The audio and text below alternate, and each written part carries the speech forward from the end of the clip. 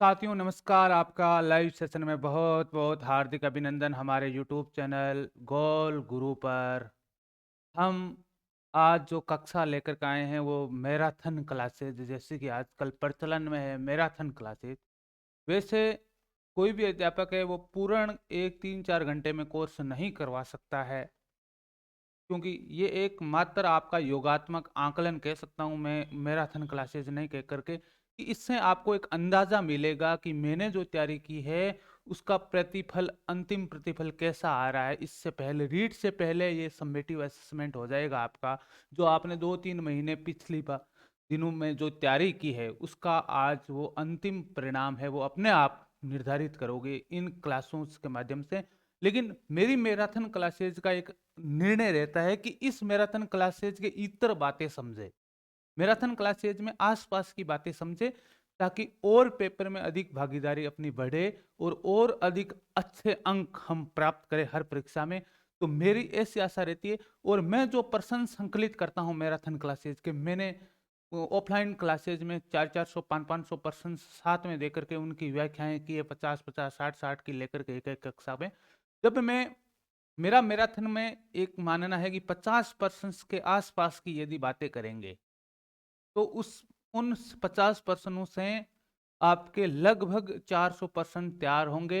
और उन 400% से आपकी परीक्षा की तैयारी को चार चांद लग सकते हैं। आपका सही तरीके से आकलन हो सकता है। आकलन ही नहीं, आप, मैं मैराथन को समेटिव असेसमेंट नहीं मान करके मैं फॉर्मेटिव असेसमेंट मानता हूं, क्योंकि इसमें हम सीखते भी हैं साथ साथ में और अपना आकलन भी करते रहते हैं। तो आपका, आपके खुद के द्वारा आकलन होता है, वो होता है सीखने में आकलन, सीखने में असिस्ट असिस्टमेंट एज लर्निंग। तो असिस्टमेंट एज लर्निंग करते हैं, जबकि बाकी जो मैराथन क्लासेज होती है उनमें असिस्टमेंट ऑफ लर्निंग करते हैं। तो अधिगम का आकलन करते हैं, तो मैं अधिगम के रूप में आकलन करने जा रहा हूं, असिस्टमेंट एज लर्निंग, यानी हम साथ साथ में सीखेंगे और साथ साथ में आकलन भी करेंगे। तो ऐसी कक्षा में आपकी आशा रहेगी। लाइव सेशन में आपका बहुत बहुत हार्दिक अभिनंदन। कमेंट बॉक्स पर मैं ध्यान नहीं दूंगा, क्योंकि बहुत सारी बातें हैं वो एग्जाम के आसपास हमें करनी है। कमेंट बॉक्स आपका चलता रहना चाहिए। आप खुद के द्वारा आकलन करते रहिए, अधिक असिस्टमेंट एज लर्निंग करते रहिएगा, साथ साथ में अपनी तैयारी का पता लगाते रहिएगा और आसपास की बातें सीखते जाइएगा। इस लाइव सेशन में मैं कमेंट बॉक्स की तरफ बहुत कम ध्यान दूंगा, जरा सा भी ध्यान नहीं दूंगा, क्योंकि इस सेशन में बहुत सारी आसपास की बातें करनी, इन प्रश्नों के इतर, ये 50% नहीं है, ये अध्यापक पात्रता परीक्षा के में पूछे जाने वाले एक एक मोती है, और इनसे आसपास की चीजें ही एग्जाम्स में पूछी जाएगी। और इससे आपको एक अंदाजा बंधेगा कि मनोविज्ञान के प्रश्न पत्र जो 30% है उनको कैसे पात्रता परीक्षा में सरल किया जाए, और आगामी भर्ती परीक्षाओं में भी ऐसे प्रश्न को कैसे सरल किया जाए। तो मैं बिना किसी देरी के प्रश्नों की शुरुआत कर रहा हूं। आपका जितने भी दोस्त है, जितने भी आपके मित्र है, जितने भी आपके सगी संबंधी है जो अध्यापक पात्रता परीक्षा के संगम में डुबकी लगाने वाले हैं 26 और 27 तारीख को, उन सभी के बीच में आप क्लास को शेयर कर दीजिएगा, ताकि अधिकतम लोगों को इस कक्षा का फायदा मिल सके और अधिकतम लोग इस संगम में डुबकी लगा करके अपने पाप, अपने पवित्र पुण्य जो किए हैं, आपने अपने पवित्र पुण्य किए हैं, कोई पाप नहीं करता है तैयारी करने, जो पवित्र पुण्य किए हैं उन पवित्र पुण्यों को और अधिक संबल दे सके। तो धन्यवाद। मैं शुरू करता हूं आपकी अनुमति के साथ में। वह साथियों, एक बार इस क्लास को जरूर शेयर कर दीजिएगा ग्रुप्स में, ताकि अधिकतम लोगों तक फायदा पहुंच सके। तो मैं प्रश्न लेने जा रहा हूं बिना किसी देरी के। तो पहला प्रश्न हम देखते हैं। पहला प्रश्न आपके स्क्रीन पर आ गया है। सोशलाइजेशन से संबंधित प्रश्न है। पहला प्रश्न, रीट मनोविज्ञान मैराथन गोल गुरु यूट्यूब चैनल पर आप देख सकते हो, सारी की सारी मैराथन क्लासेज जारी है। तो आज इसी सेशन में मैं मनोविज्ञान की मैराथन क्लासेज लेकर के आपके बीच उपस्थित हूं।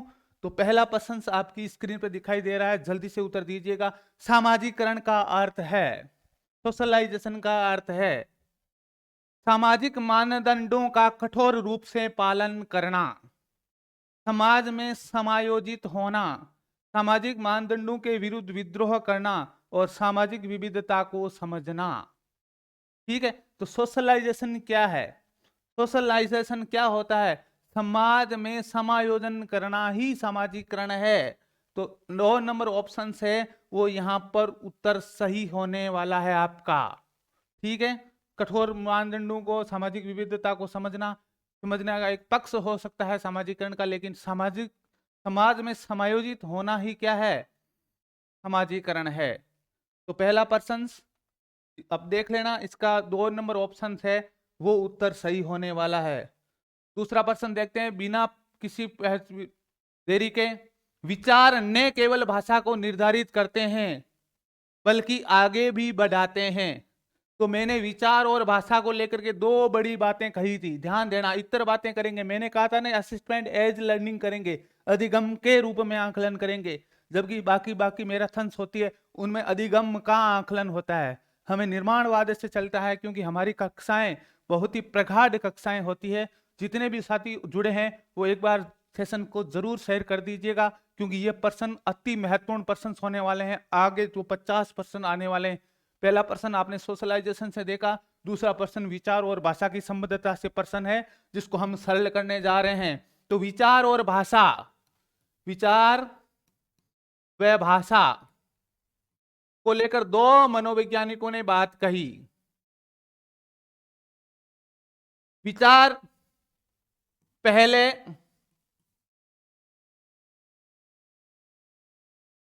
भाषा बाद में। कौन कहता है? जीन पियाजे, पियाजे महोदय कहता है। ओके, भाषा पहले,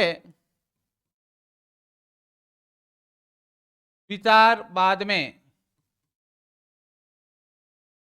कौन कहता है? कोहलबर्ग।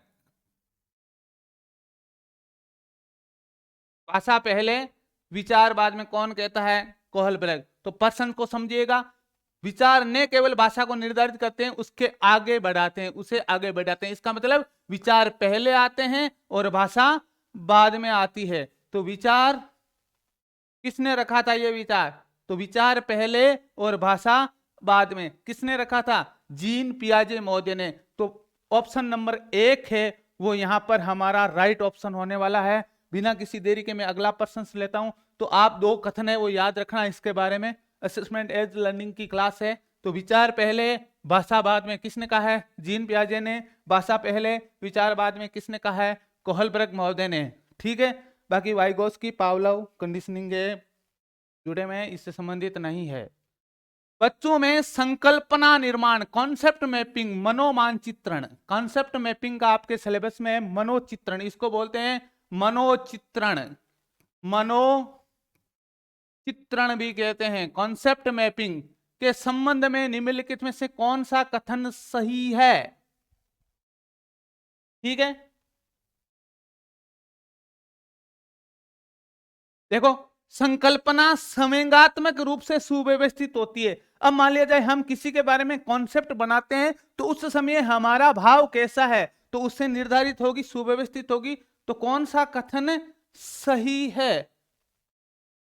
सही है पूछा गया यहां पर। ठीक है, देखना। दूसरा है संवेगात्मक रूप से सुव्यवस्थित होती है। संकल्पना विकास की एक निश्चित संरचनात्मक व्यवस्था होती है। संकल्पना की प्रकृति पदानुक्रमिक नहीं होती है। संकल्पना व्यक्तिक नहीं होती है। अब ध्यान देना, संकल्पना क्या है? संकल्पना किसी भी विषय वस्तु को क्या दर्शाना? वृक्ष आरेख रूप में दर्शाना। संकल्पना या मनोचित्रण क्या है? कि माइंड मैपिंग, इसको बोलते हैं माइंड मैपिंग। कॉन्सेप्ट लर्निंग को बोलते हैं माइंड मैपिंग, मनोचित्रण से होता है। माइंड मैपिंग से बनती है, माइंड मैपिंग बनाती है। ध्यान देना इस पर।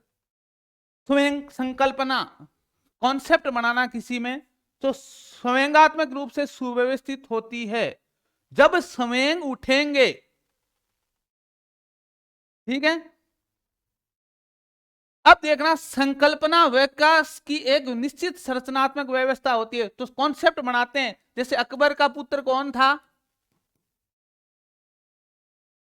आगे उनके कौन पुत्र हुए, ऐसे ऐसे वृक्ष आरेख चित्र बनता रहेगा। तो ये तो सही है, ये सही है। संकल्पना की प्रकृति पदानुक्रमिक नहीं होती है। तो संकल्पना की प्रकृति पदानुक्रमिक नहीं होती है। अब ध्यान देना, संकल्पना व्यक्तिक नहीं होती है। तो संकल्पना व्यक्तिक नहीं होती है, इसका मतलब व्यक्तिक नहीं होती है, व्यक्तिक यानी इंडिविजुअली नहीं होती है। तो ध्यान देना, संकल्पना के लिए पूछा गया है और बाकी तीनों कथन संकल्पना से संबंधित ही नहीं है। संकल्पना विकास की एक निश्चित श्रृंखला व्यवस्था होती है। जब भी कोई हम विषय वस्तु सीखते हैं तो उसको एक निश्चित पैटर्न में सीखते हैं, उसको बोलते हैं संकल्पना। तो ध्यान देना, बाकी तो सिर्फ 3 चित्र है, वो घुमाने के लिए दिए गए हैं। आपको संकल्पना का संप्रत्यय याद है, संकल्पना निर्माण का संकल्प याद है, तो आप इस प्रश्न को आसानी से कर सकते हो। मनोचित्रण का आपको संकल्प जो संप्रत्यय आपको सही याद है, तो संकल्पना मनोचित्रण या संप्रत्यय अधिगम, इसको बोलते हैं संप्रत्यय अधिगम। तो संप्रत्यय अधिगम की यदि संकल्पना आपको याद है तो इसको आराम से कर सकते हो, बाकी कथन संकल्पना से रिलेटेड नहीं है। तो किसी भी ज्ञान का सुव्यवस्थित क्रम मस्तिष्क में, सुव्यवस्थित क्रम या निश्चित व्यवस्था मस्तिष्क में क्या कहलाती है, कंसेप्ट कहलाता है। क्या कहलाता है, कंसेप्ट कहलाता है। अब मान लिया जाए आपने बिना किसी इतर इतर के क्या कर लिया, ज्ञान ग्रहण कर लिया है, तो वो कॉन्सेप्ट उसका कभी भी निर्मित नहीं होगा। तो उत्तर ऑप्शन नंबर 2 है वो यहां पर सही आंसर हमारा होने वाला है। तो मैं आपको बार बार कह रहा हूं कि इस क्लास को शेयर कर दे। मैं कमेंट बॉक्स में कमेंट नहीं पढ़ने वाला हूं, क्योंकि इससे क्लास की डिस्टर्ब होती है। और आप अधिकतम लोगों तक इस क्लास को शेयर कीजिएगा, ताकि इस रीट पात्रता परीक्षा से संबंधित किस प्रकार के प्रश्न पूछे जाते हैं और किस तरीके से आपका पेपर होने वाला है, और इसमें मैराथन के साथ साथ आप आसपास की बातें कैसे सीखते हो, असेसमेंट एज लर्निंग कैसे करते हो अपने आप का, तो अधिकतम लोग अपना असेसमेंट एज लर्निंग कर सके, इसके लिए मैं आपसे बार बार कह रहा हूं कि इसको शेयर कर दीजिएगा क्लास को, ताकि हम क्या कर सकें, इसको आगे बढ़ा सकें। तो अगला प्रश्न लेते हैं। किशोरों के संदर्भ में निम्नलिखित में से कौन सा कथन सर्वाधिक उचित है। अब देखना, किशोरों के संदर्भ में,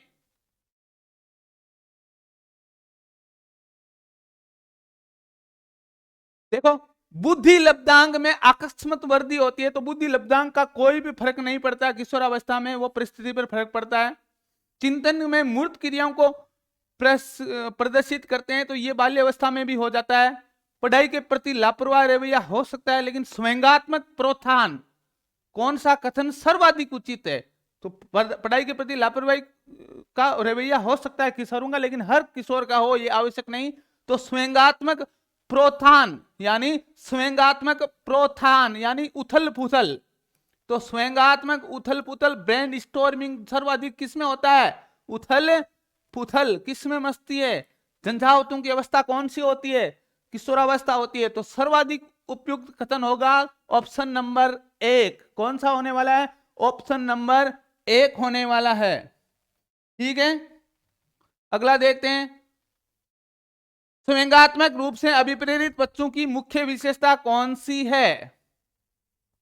तो ध्यान देना, स्वयंगात्मक रूप से अभिप्रेरित बच्चे, तो अभिप्रेरित बच्चों की कौन सी विशेषता है, तो अति प्रक्रियात्मक स्वभाव होगा, एडीएचडी से ग्रसित नहीं होंगे। जो स्वयंगात्मक अभिप्रेरित बच्चे हैं एडीएचडी, एडीएचडी अति सक्रियता विकार से ग्रसित नहीं होंगे। उनका अंतर्मुखी स्वभाव होता है, उनके विचार प्रकट करने का उनका संतुलित तरीका होता है। विषादग्रस्त रहते हैं, यानी ये कभी भी विषादग्रस्त या दुख में डूबे हुए नहीं रहते हैं। स्वयंगात्मक जो अभिप्रेरित बच्चे हैं वो, तो उनके विचार प्रकट करने का क्या होता है, संतुलित तरीका होता है, यानी वो स्वयंगात्मक बुद्धि काम में लेते हैं। तो ऑप्शन नंबर 3 है वो यहां पर सही उत्तर होने वाला है। अंतर्मुखी स्वभाव मतलब स्वयं को प्रकट नहीं करेगा, वो तो अंतर्मुखी स्वभाव का होगा। तो यहां पर स्वयंगात्मक रूप से अभिप्रेरित बच्चा यानी स्वयंगात्मक संतुलित बच्चे की बात करनी है, तो न तो वो एडीएचडी से ग्रसित होगा, न किसी भी विषाद ग्रस्त व्यवहार से, एंजाइटी से ग्रसित होगा, और न ही वो इंट्रोवर्ट होगा। वो अपने विचारों को सही तरीके से, संतुलित तरीके से अपने के बीच में या अपनी कक्षा में या अपने परिवारजनों के बीच में प्रस्तुत करेगा। तो ये प्रश्न आपको कैसा लगा, जरूर आप कमेंट बॉक्स में कमेंट करते रहिएगा ताकि हम उत्साहित रहें। मैं कमेंट नहीं पढ़ने वाला हूं क्योंकि मैंने पहले ही बोल दिया है। अगला देखते हैं, मानसिक विकास की औपचारिक संक्रिया अवस्था। चौथी अवस्था, जीन पियाजे की कौन सी अवस्था संज्ञानात्मक विकास की चौथी अवस्था की कौन सी विशेषता है, मुख्य विशेषता कौन सी है? तो मूर्त चिंतन। मूर्त चिंतन हो जाता है तीसरी में। अहम केंद्रण व्यवहार होता है, वो होता है पहली अवस्था में।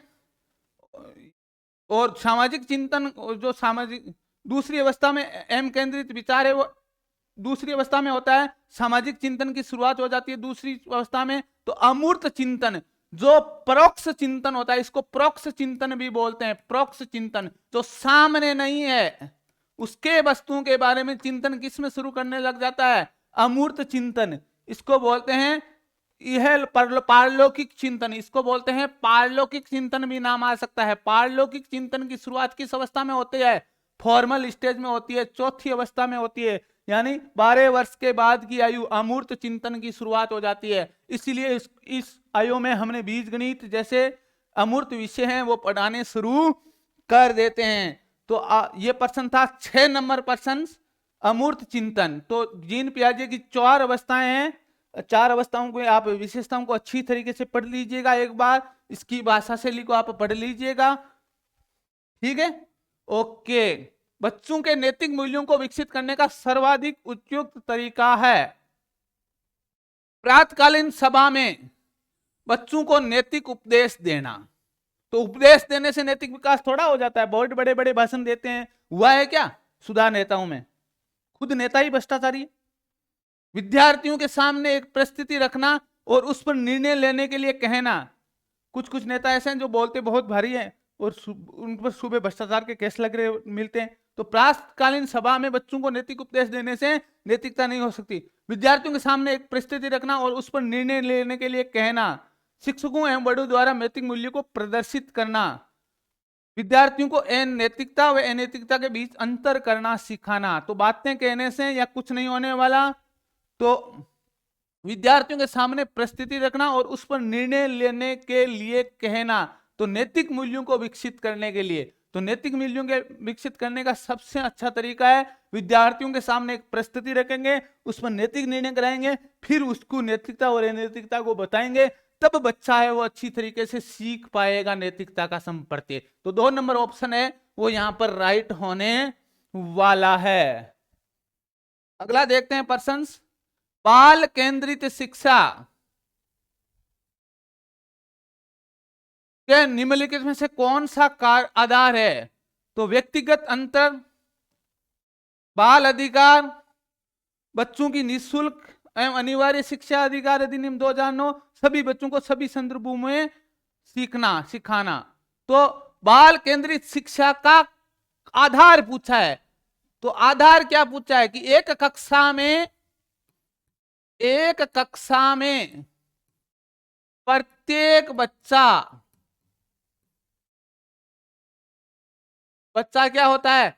विशिष्ट होता है। आपने पढ़ा होगा विशिष्ट होता है। इसका कारण यह है कि प्रत्येक बच्चों के अंदर क्या पाई जाती है? व्यक्तिगत भिन्नता पाई जाती है, व्यक्तिगत भिन्नता पाई जाती है। और व्यक्तिगत भिन्नता को पहचान करके हम उनके लिए क्या बनाएंगे? उनके अनुसार क्या करेंगे?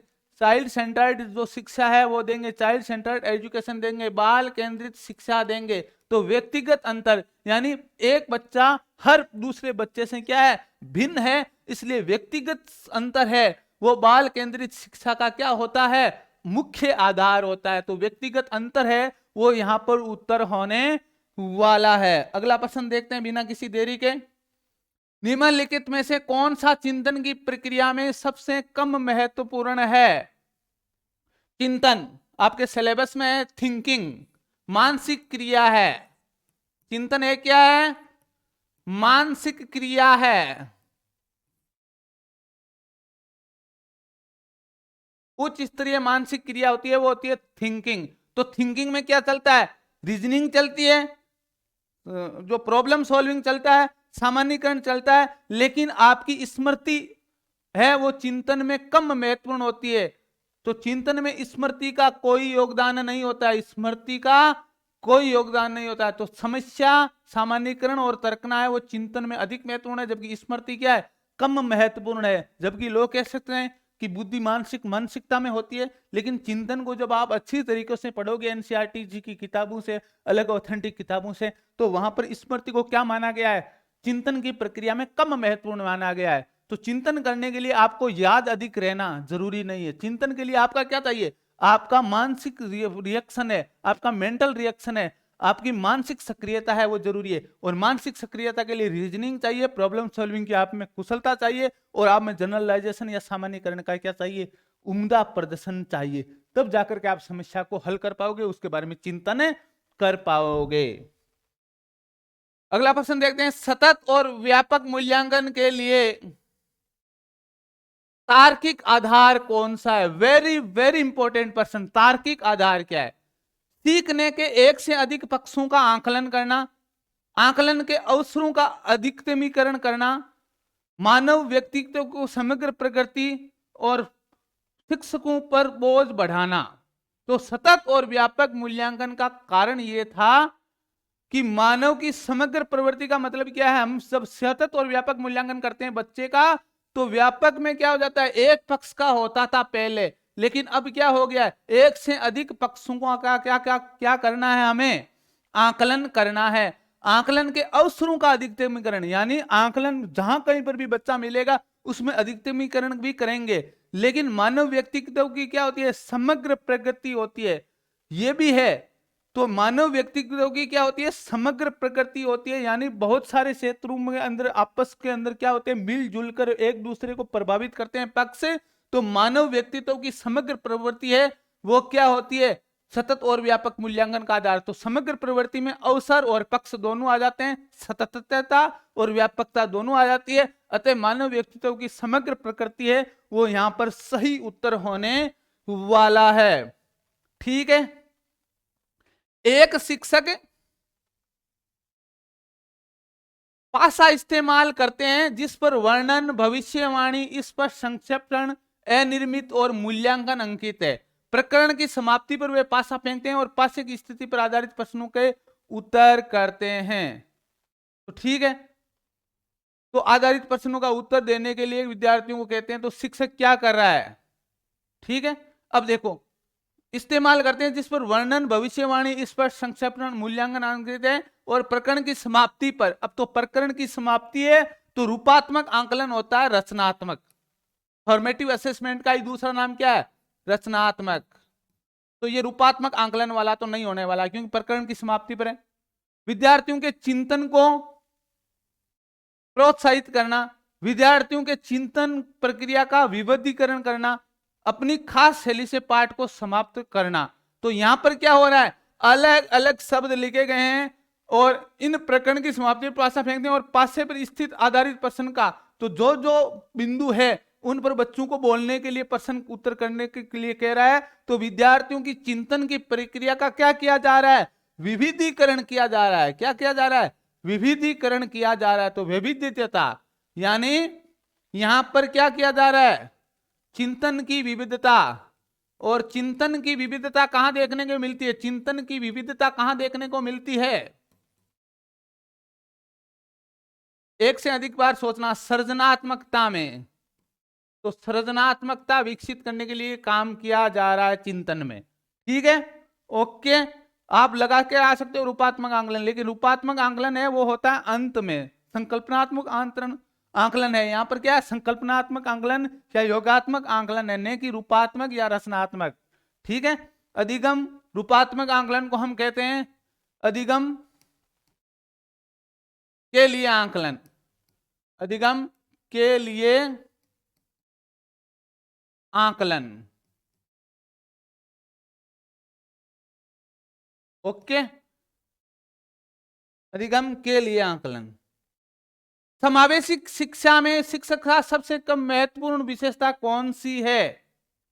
समावेशी शिक्षा में शिक्षक की सबसे कम महत्वपूर्ण कौन सी है? तो बच्चों के प्रति संवेदनशीलता रखेंगे। समावेशी शिक्षा, ध्यान देना, समावेशी शिक्षा भारत में दी जाती है 3 फॉर्मेट में। समावेशी शिक्षा 3 फॉर्मेट में दी जाती है भारत में। सबको शिक्षा, साथ में शिक्षा, समावेशी शिक्षा। समावेशी शिक्षा ही एक विकलांग विशिष्ट बालकों को शिक्षा के लिए, विशिष्ट बालकों को अध्ययन के लिए जो विधियां हैं वो 3 प्रकार की है विशिष्ट बालकों के अध्ययन अध्यापन के लिए। तो पहली है वो है विशेष शिक्षा, विशेष शिक्षा। दूसरी है वो है एकीकृत शिक्षा,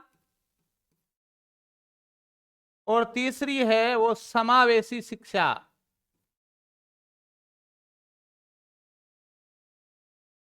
तीसरी है वो है समावेशी शिक्षा। तो ध्यान देना, विशेष शिक्षा में क्या होता है? विशेष शिक्षा में जो विकलांग बालक होते हैं, जो विशिष्ट बालक होते हैं, उनको पृथक विद्यालयों में, पृथक विद्यालयों में शिक्षा दी जाती है। एकीकृत शिक्षा में क्या होता है? उसी विद्यालय में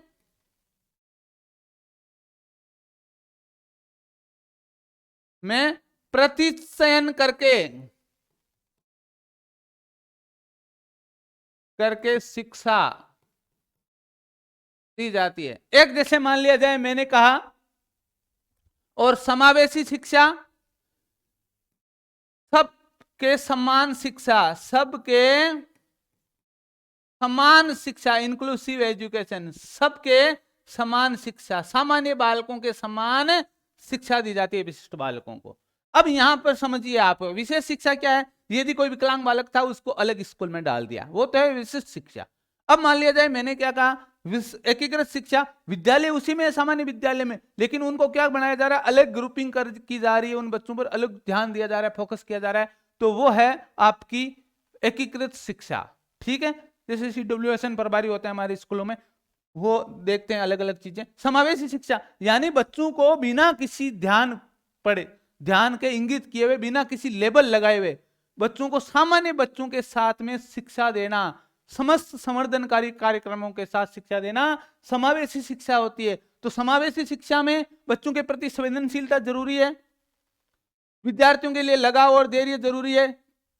ठीक है, विद्यार्थियों की असक्षमताओं का ज्ञान भी जरूरी है, क्योंकि उनके अनुसार संवर्धनकारी कार्यक्रम चलाने हमें, और शिक्षकों का सामाजिक और आर्थिक स्तर जरूरी नहीं होता है। तो 4 नंबर ऑप्शन है वो यहां पर प्रश्न संख्या 12 का है, वो उत्तर होने वाला है।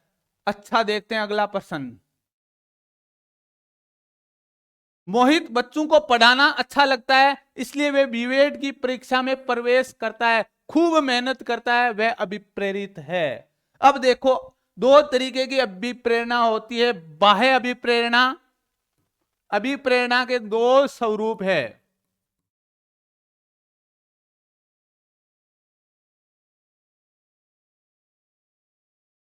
पहली होती है बाह्य, और दूसरी होती है आंतरिक, इंटरनल। तो ध्यान देना, जो भी वातावरणीय एजेंट से, वातावरणीय एजेंट या कारक से जो भी प्रेरणा मिलती है हमें, पुरस्कार, दंड, जो भी खाने की वस्तु है वो देने से जो अभिप्रेरणा मिलती है वो होती है बाह्य। लेकिन अंतर्निहित इच्छा से या योग्यता से या अनुकूलित कार्य करने से जो भी प्रेरणा मिलती है। अब मान लिया जाए कुछ बच्चे ऐसे होते हैं, जैसे मान लिया जाए मेरे को मनोविज्ञान पढ़ा करके कुछ बच्चों का मानस कर रहा होगा कि मुझे तो मनोविज्ञान का शिक्षक बनना है, तो मैं आप उन बच्चों को कह दूं कि मनोविज्ञान के शिक्षक में माथापच्ची ज्यादा है, जबकि आर्थिकता कम है, बहुत माथापच्ची है।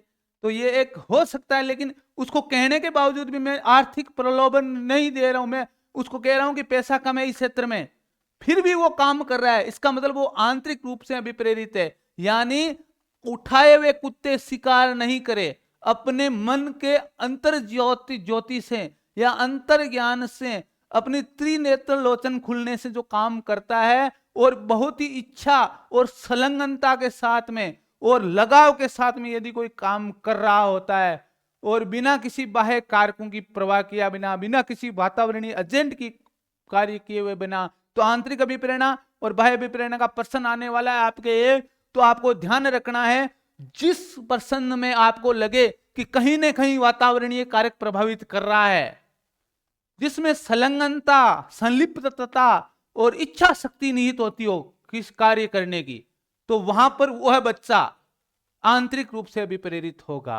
अब मान लिया जाए आप एक मजदूर का उदाहरण ले लीजिए, आप जिस दिन मजदूर को 500 रुपये दोगे और आप ध्यान रखोगे उस दिन तो काम करेगा, लेकिन दूसरे दिन मान लिया जाए आपने वेतन में क्या कर दी, कटौती कर दी, तो मजदूर क्या करेगा, धीमा पड़ जाएगा। तो वो है बाह्य रूप से अभिप्रेरित। जबकि एक मजदूर ऐसा होता है जो आपके साथ में तमन्यता से जुड़ा हुआ है, इच्छा शक्ति से जुड़ा हुआ है, संलिप्त है और बिल्कुल काम में रत है, तो वो है आंतरिक रूप से अभिप्रेरित मजदूर। तो ध्यान दीजिएगा, आंतरिक रूप से अभिप्रेरित बीएड की परीक्षा में खूब मेहनत करता है, यानी वो खूब मेहनत कर रहा है बिना किसी रिजल्ट के परिणाम की परवाह किए बिना। तो यहां पर आंतरिक अभिप्रेरणा में परिणाम की इच्छा नहीं की जाती है, जबकि बाह्य अभिप्रेरणा में परिणाम की इच्छा की जाती है। खूब मेहनत कर रहा है, रिजल्ट कुछ भी हो। तो यह है आंतरिक रूप से अभिप्रेरित बच्चा। कहां है, क्या है, आंतरिक रूप से अभिप्रेरित है।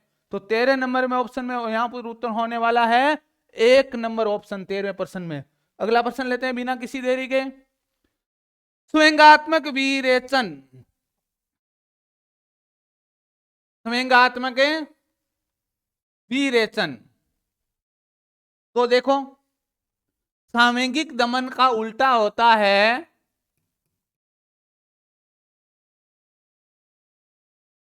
का विलोम होता है विरेचन। दमन का उल्टा होता है विरेचन, ठीक है। तो यहां पर क्या किया जाता है, एक तो व्यक्ति ऐसे होते हैं, एक तो व्यक्ति ऐसे होते हैं जो क्या करते हैं, अपने स्वयंगों को मन में दबा करके रखते हैं, और वो लगातार धीरे धीरे कुछ टाइम के बाद में जाकर के एक चेतन में बैठ जाते हैं। इमोशंस जो ईड, ईगो और सुपर ईगो की अवधारणा बनती है, वो चेतन, अर्धचेतन और अचेतन से बनती है। तो अचेतन में दबाए हुए स्वयं कहां जाएंगे, ठीक कुछ समय बाद में कहां चले जाएंगे, वो अचेतन में चले जाएंगे, और अचेतन में चले जाने के कारण से उनके अंदर क्या होती रहेगी, एक मानसिक तनाव या दबाव महसूस होता रहेगा, और कभी न कभी वो गुस्सा है वो फूट करके बाहर आएगा। तो हमें क्या करना है, दमन नहीं करना है, स्वयंगों को दबाना नहीं है, ठीक है। अधिक अवसादग्रस्त महसूस करना ये भी नहीं है, स्वयं दमन से बाहर निकालना। यानी जो स्वयंगों को हम दमन कर रहे हैं उसको इस तरीके से मान लिया जाए, आप में क्रोध का संवेग है, किसी बच्चे में क्रोध का संवेग है, तो क्रोध को दबाए नहीं, क्रोध के साथ साथ में आप बच्चों को क्या करें, मुक्केबाजी का कौशल सिखाए, ताकि वो क्या करे, भीत से या किसी गद्दे से मुक्केबाजी की प्रैक्टिस करके अपने क्रोध को क्या करे, शांत करे। किसी दीवार से या किसी गद्दे से क्या करे, मुक्केबाजी करके, या कोई साथी खिलाड़ी से मुक्केबाजी करके वह अपने क्रोध को क्या कर ले, शांत कर ले। तो यहां पर दमन विरेचन का अर्थ होता है दमन नहीं करना है, नहीं समन करना है, उचित तरीके से निराकरण करना है। एक मतलब एक तरीका निकालना है, अधिक रेंचन करना है, हमें जो समयेंगे उनका रेंचन करना है। तो विरेचन यानी विशिष्ट रूप से क्या करना है, उसको प्रदर्शित करना है दूसरे रूप में। तो स्वयंगात्मक दमन से बाहर निकालना, दमन से बाहर निकाल करके अच्छे तरीके पर स्वयं को क्या करना, संदर्भ मार्गदर्शित करना, वो होता है स्वयंगात्मक विरेचन का अर्थ। तो स्वयंगात्मक दमन से बाहर निकालना है, वो उत्तर होगा। स्वयंगात्मक दमन को सहन करने की योग्यता, तो सहन करने की योग्यता विकसित करना भी क्या होता है, हानिकारक ही होता है। अगला प्रश्न देखते हैं। पहले से सीखी जा चुके कौशलों और नए कौशलों में एक समान तत्वों की उपस्थिति। मैंने क्या कहा था जब अधिगम अंतरण पढ़ाया था कि एक परिस्थिति दूसरी परिस्थिति के बिल्कुल एक रूपता है, एक रूपता है या समरूपता है। जब समरूप तत्वों का सिद्धांत पढ़ाया था ना मैंने, थर्नडाइक का, अनुरूप तत्वों का, या अनुरूपता है,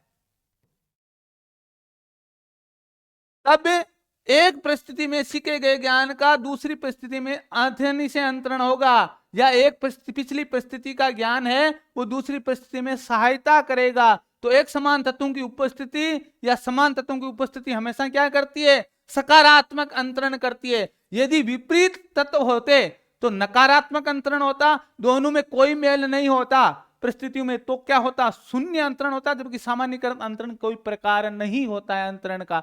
जो सामान्य प्रकार है अंतरण के वो है नकारात्मक, सकारात्मक और शून्य अंतरण। यहां पर क्या कह रहा है? एक समान तत्वों की उपस्थिति। क्या कह रहा है? एक समान तत्वों की उपस्थिति। यदि क्या होते? विविधता कौशलों में क्या होती? एक समान न होकर के क्या होते? विलोम तत्व, या क्या होते? बिल्कुल विपरीत तत्वों की उपस्थिति होती तो नकारात्मक, और कोई भी मेल नहीं होता दोनों परिस्थिति के तत्वों में, तो क्या होता? शून्य अंतरण होता, किसी तरीके से प्रभावित नहीं करते। ठीक है, ओके सा। अगला प्रश्न लेते हैं। चिंतन में शामिल है, ध्यान देना। तो चिंतन में आपको ध्यान देना है, चिंतन में प्रतिमा शामिल नहीं होती, इमेज शामिल नहीं होती, इमेजिनेशन शामिल होती है। तो इमेजिनेशन कल्पना, तो प्रतिमा चिंतन में भाग नहीं है, प्रतिमा चिंतन का भाग नहीं। तो कल्पना, भाषा, संकल्पना और प्रतिज्ञप्ति। अब ध्यान देना, इमेजिनेशन, भाषा, भाषा से कॉन्सेप्ट बनेगा और कॉन्सेप्ट से ज्ञान की क्या जलेगी? बत्ती जलेगी, प्रतिज्ञप्ति। तो यहां पर ऑप्शन होने वाला है 3 नंबर ऑप्शन है वो राइट होने वाला है। ठीक है, चिंतन मानसिक स्तर की उच्च क्रिया है। ठीक है, ओके। जब बच्चे की दादी उससे मां को से गोद में लेती है, बच्चे की दादी उसकी मां से गोद में लेती है, तो बच्चा रोने लगता है, रोने लगता है। तो बच्चा किस कारण से रोता है? मैंने जब जॉन बॉबली का इमोशनल अटैचमेंट का सामयिक बंधन का सिद्धांत पढ़ाया था, तो जॉन बॉबली ने सामयिक बंधन के बारे में 2 तरीके की दुश्चिंताएं, एंजाइटी विकसित होती है। एक होती है वियोग दुश्चिंता और एक होती है अजनबी दुश्चिंता। जॉन बॉबली का सिद्धांत पढ़ाया ना, अजनबी दुश्चिंता। ओके, कुछ प्रश्नों की मैं करा रहा हूं व्याख्या, बाकी देख लेना आप। ठीक है ना, वियोग दुश्चिंता, क्योंकि लंबी हो जाती है क्लास, तो आप देख लेना। बहुत उपयोगी क्लास है जिनकी मैं करवा रहा हूं, वो बहुत ही उपयोगी है, क्योंकि चिंतन मैंने अभी पढ़ाया नहीं था, तो इसलिए मैं चिंतन की व्याख्या यहां पर नहीं करा रहा हूं। तो वियोग दुश्चिंता और अजनबी दुश्चिंता। अजनबी दुश्चिंता, वियोग दुश्चिंता यानी अपनों से बिछुड़ने की चिंता, या अजनबियों से मेल करने की चिंता होती है, अजनबियों के प्रति भय वाली चिंता होती है, भय के कारण से चिंता होती है, या न्यूरोटिक जो फियर होता है उसके कारण से अजनबियों से होता है। तो यहां पर देखिए, दादी से मां की गोद में लेती है, तो दादी अजनबी हो नहीं सकती, क्योंकि दादी आसपास ही मंडरा रही होगी कहीं ना कहीं घर परिवार में, तो यहां पर अजनबी दुश्चिंता तो होगा नहीं। लेकिन अपने मां से बिछुड़ने का डर है बच्चे को, तो यहां पर क्या होगी? वियोग दुश्चिंता होगी। कौन सी होगी? वियोग दुश्चिंता होगी। ठीक है, तो प्रतिमा चिंतन का भाग नहीं होती है। ओके, ध्यान देना। एक शिक्षिका अपने शिक्षार्थियों को विभिन्न अधिगम शैलियां, यानी अलग अलग तरीके की लर्निंग स्टाइल्स काम में ले रही है, को संतुष्ट करने के लिए वैविध्यपूर्ण कार्यों का उपयोग करती है, तो प्रभावित है। तो ध्यान देना, कोलबर्ग के नैतिक विकास के सिद्धांत से, वाइगोत्स्की के और जीन पियाजे के संज्ञानात्मक विकास के सिद्धांत से, और गार्डनर के बहुबुद्धि सिद्धांत से। तो शिक्षिका को यह पता है कि कक्षा में जितने भी बालक हैं उनके अंदर कितनी प्रकार की बुद्धियां पाई जाती है? 8 प्रकार की बहुबुद्धियां पाई जाती है।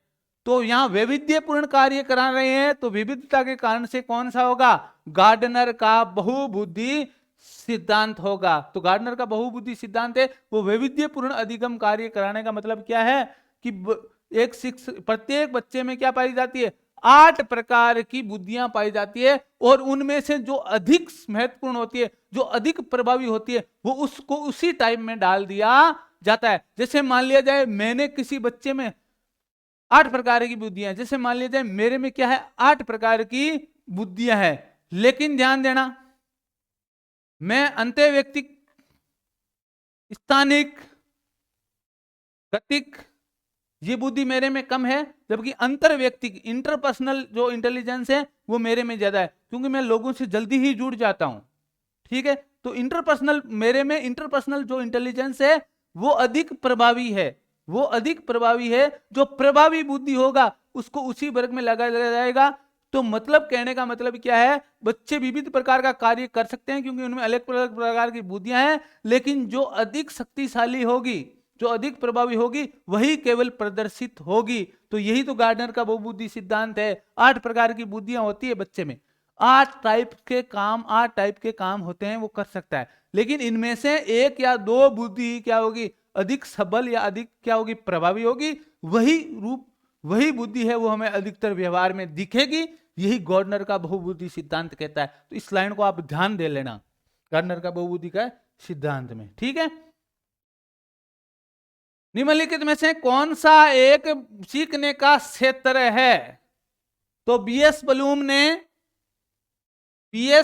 ने कितने क्षेत्र बताए हैं सीखने के? 3 क्षेत्र बताए, ज्ञानात्मक, इसको बोल सकते हैं हम संज्ञानात्मक,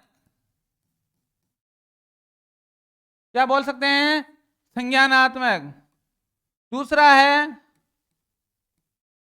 भावात्मक, या इसको बोल सकते हैं संवेगात्मक। और तीसरा है गत्यात्मक, मनोगत्यात्मक या क्रियात्मक। 3 डोमेन्स बताए हैं। ठीक है, और ज्ञानात्मक पक्ष का जो वर्गीकरण है वो किसने किया? बीएस बलूम खुद ने किया है, और उसको 1956 में पहली बार दिया था, फिर 2001 में इसको संशोधित कर दिया गया।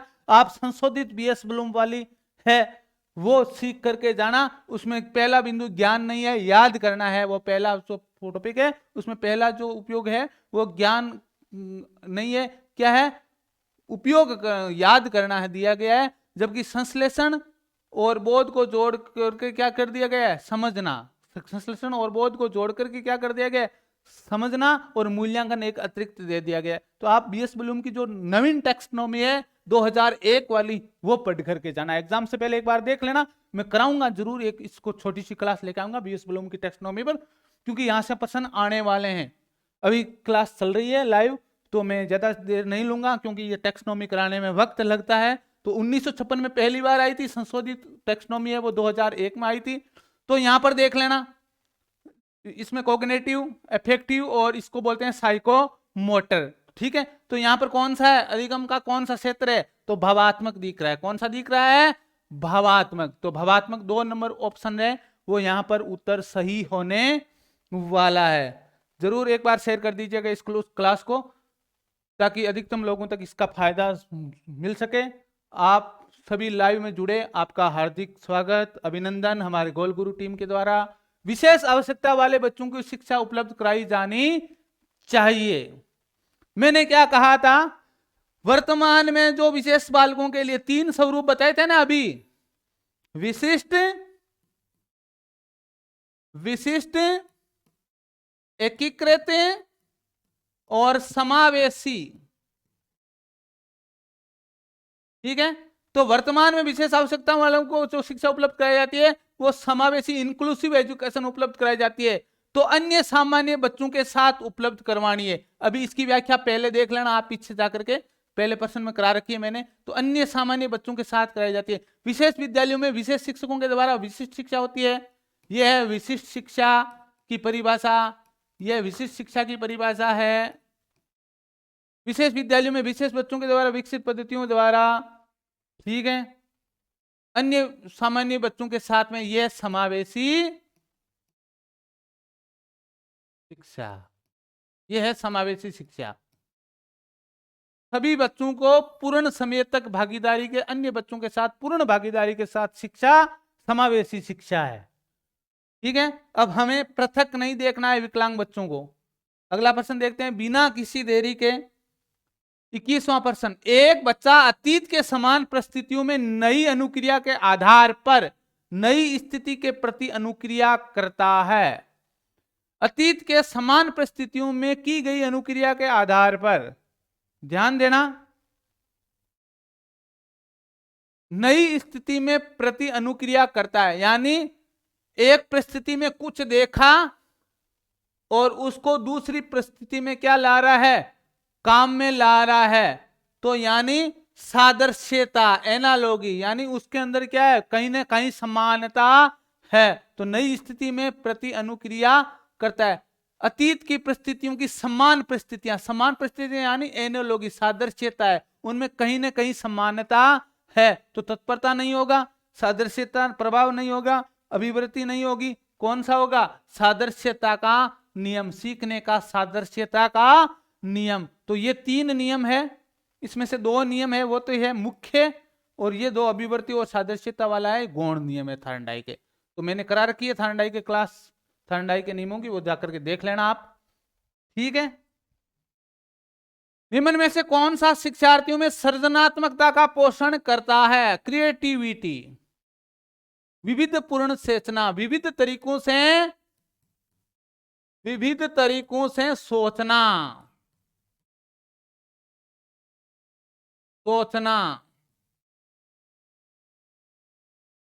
अपसारी चिंतन। 2 नाम आज आ रहे होंगे आपको, अपसारी चिंतन, आउट ऑफ बॉक्स थिंकिंग, यानी बक्से के बाहर सोचना। ठीक है, आउट ऑफ बॉक्स थिंकिंग। ठीक है, तो परीक्षा में अच्छे अंकों के लिए विद्यार्थियों को कोचिंग कराना, यह सृजनात्मकता नहीं है।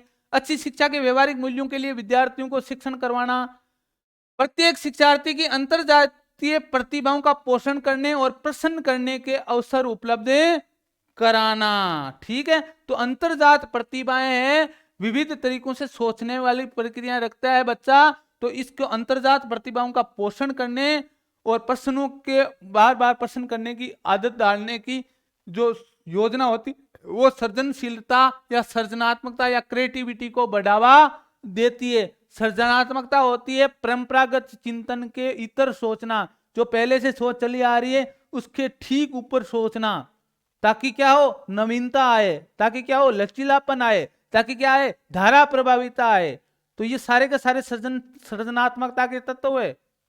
ठीक है, तो ये होता है व्यवहारिक मूल्यों, विद्यार्थियों की अंतर्जात प्रतिभाओं का पोषण करने और प्रश्न के अवसर उपलब्ध करवाना। तो 3 नंबर ऑप्शन है वो यहां पर राइट होने वाला है। अगला प्रश्न देखते हैं, बिना किसी देरी के,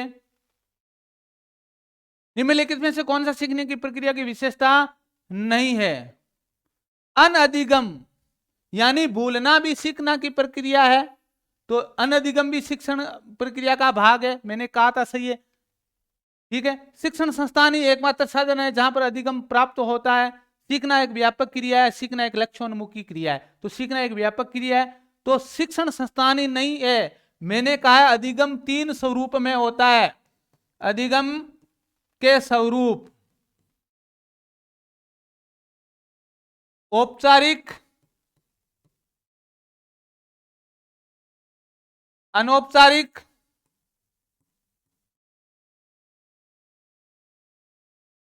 और गैर औपचारिक। तो सीखने की प्रक्रिया 3 स्वरूप में हो सकती है। औपचारिक यानी शिक्षण संस्थाओं में या पहले से सदैव, और अनौपचारिक यानी खुला विश्वविद्यालयों में, और गैर औपचारिक का मतलब क्या हो सकता है, समाज से या परिवार से, जहां कहीं पर भी हम सीखते हैं, वो होती है हमारी गैर औपचारिक। तो ठीक है, तो अधिगम का एकमात्र सिद्धांत नहीं होता है। अधिगम क्या है, एक सार्वभौमिक प्रक्रिया है। अधिगम क्या है, अधिगम क्या है, सार्वभौमिक प्रक्रिया है, सार्वभौमिक प्रक्रिया है, न कि स्थानबद्ध, न कि स्थानबद्ध प्रक्रिया है। ऐसा नहीं है कि आप यहीं पर भी सीख सकते हो, गोल गुरु यूट्यूब चैनल पर भी सीख सकते हो, आप कहीं पर भी सीख सकते हो, आप ऑथेंटिक किताबें पढ़ करके सीख सकते हो, आप मनोविज्ञान के शिक्षक के सानिध्य में रह करके सीख सकते हो, आप मनोविज्ञान के सेमिनार में भाग लेकर के सीख सकते हो, आप किसी दूसरे यूट्यूब चैनल जो वरिष्ठ टीचर है उनके सानिध्य में रहकर भी आप मनोविज्ञान को सीख सकते हो। तो स्थानबद्ध प्रक्रिया नहीं होती है, क्या होती है? अधिगम एक सार्वभौमिक प्रक्रिया है, केवल विद्यालयों में या केवल किसी विशेष स्थान पर नहीं सीखा जा सकता है। सार्वभौमिक यानी कहीं पर भी के कोई भी ज्ञान सीख सकता है। ठीक है, अगला प्रश्न लेते हैं। बिना किसी देरी के अलावा निम्नलिखित में से कौन सा पियाजे की पूर्व संक्रियात्मक का हिस्सा नहीं है? देखना सा, वेरी वेरी इंपॉर्टेंट। पूर्व संक्रियावस्था, पूर्व संक्रियावस्था यानी परी ऑपरेशनल स्टेज। ठीक है, तो इंद्रिय गति,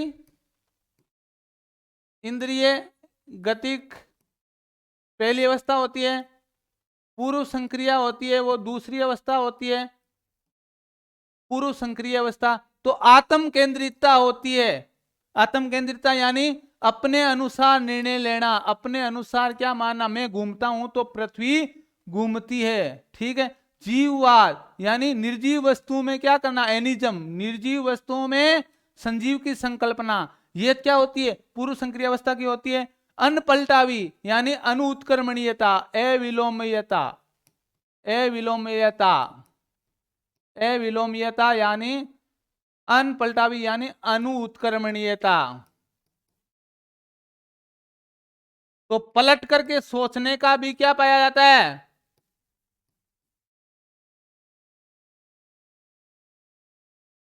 अभाव पाया जाता है। किस अवस्था में? दूसरी में। लेकिन संद्रण, संद्रण है वो किस में होता है? तीसरी अवस्था में होता है, मूर्त संक्रिय अवस्था में संद्रण को प्राप्त करता है। तो ऑप्शन नंबर 4 है वो क्या है?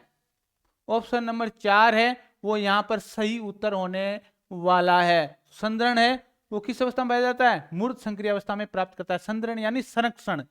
ठीक है, बालक जब आप पूर्व संक्रिय अवस्था में है तो बालक को आप क्या दोगे? एक बड़ा गिलास दोगे, एक चौड़ा गिलास दोगे, तो वो लंबा वाले गिलास को क्या करेगा? प्रायोरिटी देगा। चाय वाले में दूध का गिलास दोगे।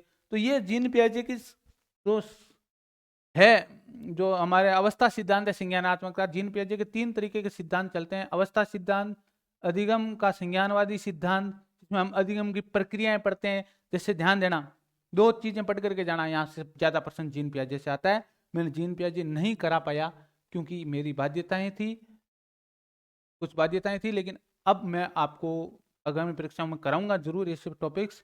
जीन पियाजे बहुत बड़ा टॉपिक्स है और मैं ऐसे ऐसे नहीं सल्टाने वाला था इसको, क्योंकि वहां से जैसे मान लिया जाए मैंने पढ़ाया और वहां से इतर प्रश्न आ गया तो बच्चे क्या सोचेंगे कि क्या पढ़ने का फायदा। मान लिया जाए 3 या 4 घंटे आपने बर्बाद किए और इसके इतर प्रश्न आ रहे हैं, आपको कोई सोच विकसित या समझ विकसित नहीं हो रही है प्रश्न करने की, तो उस यूट्यूब चैनल पर पढ़ने का क्या फायदा है। तो मैंने इस नकारात्मकता से के भय से ये जीन पियाजे टॉपिक नहीं करवाया, क्योंकि जीन पियाजे एक बहुत बड़ा टॉपिक है जिसमें से कम 6-7 घंटे लगते हैं अच्छी तरीके से कराए तो। ठीक है, तो आप क्या कर सकते हो, छोटी छोटी चीजें जिनके बारे में, एक होता है अनपलटावी, अनपलटावी यानी पलट करके सोचना, पुनः उल्टे मन से सोचना। जैसे मान लीजिए एक बच्चा कर रहा है, 2 + 3 को कर दिया 5, जैसे मैंने लिख दिया 3 + 5 क्या होगा, तो बच्चा जवाब नहीं दे पाएगा। किस अवस्था का? पूर्व संक्रिय अवस्था का बच्चा। ठीक है, जीववाद, जीवयाद यानी मैं घूमता हूं तो पृथ्वी घूमती है। ठीक है, जीववाद, जीव यानी निर्जीव वस्तु में संजीव की संकल्पना। जब किसी की चोट लग जाती है तो हम क्या करते हैं कि उसने मेरे को चोट मारी है, निर्जीव वस्तु होने के बाद में भी हम उसमें क्या करते हैं, उसने मेरे को चोट पहुंचाई है। तो संद्रण का गुण है वो होता है तीसरी अवस्था में पूर्ण। संद्रण यानी संरक्षण का गुण, संरक्षण का गुण है वो तीसरी अवस्था में पूर्णता की प्राप्ति होती है। बहुत सारे प्रयोग हैं इसमें, ब्लैंकेट वाला बॉल और ब्लैंकेट वाला, बॉल और ब्लैंकेट वाला, इसमें 3 पर्वत वाले प्रयोग है, वो आप अच्छी तरीके से पढ़ करके जाना, आपको सोर्स मिले कहीं दूसरी तरीके से। तो जीन पियाजे के बारे में मेरी इतना ही कहना है, बाकी ठीक है, जो इतना हुआ वो अच्छा हुआ, जो होगा वो भी अच्छा होगा। निम्नलिखित में से कौन सा स्टर्नबर्ग के त्रिचापीय बुद्धि के त्रिचापीय या त्रितंत्रीय सिद्धांत से संबंधित हिस्सा नहीं है। तो स्टर्नबर्ग ने जो बुद्धियां दी है 3 चाप में, इसमें 3 प्रकार बताए हैं बुद्धियों के। कितने प्रकार बताए हैं? 3 प्रकार बताए हैं। विश्लेषणात्मक,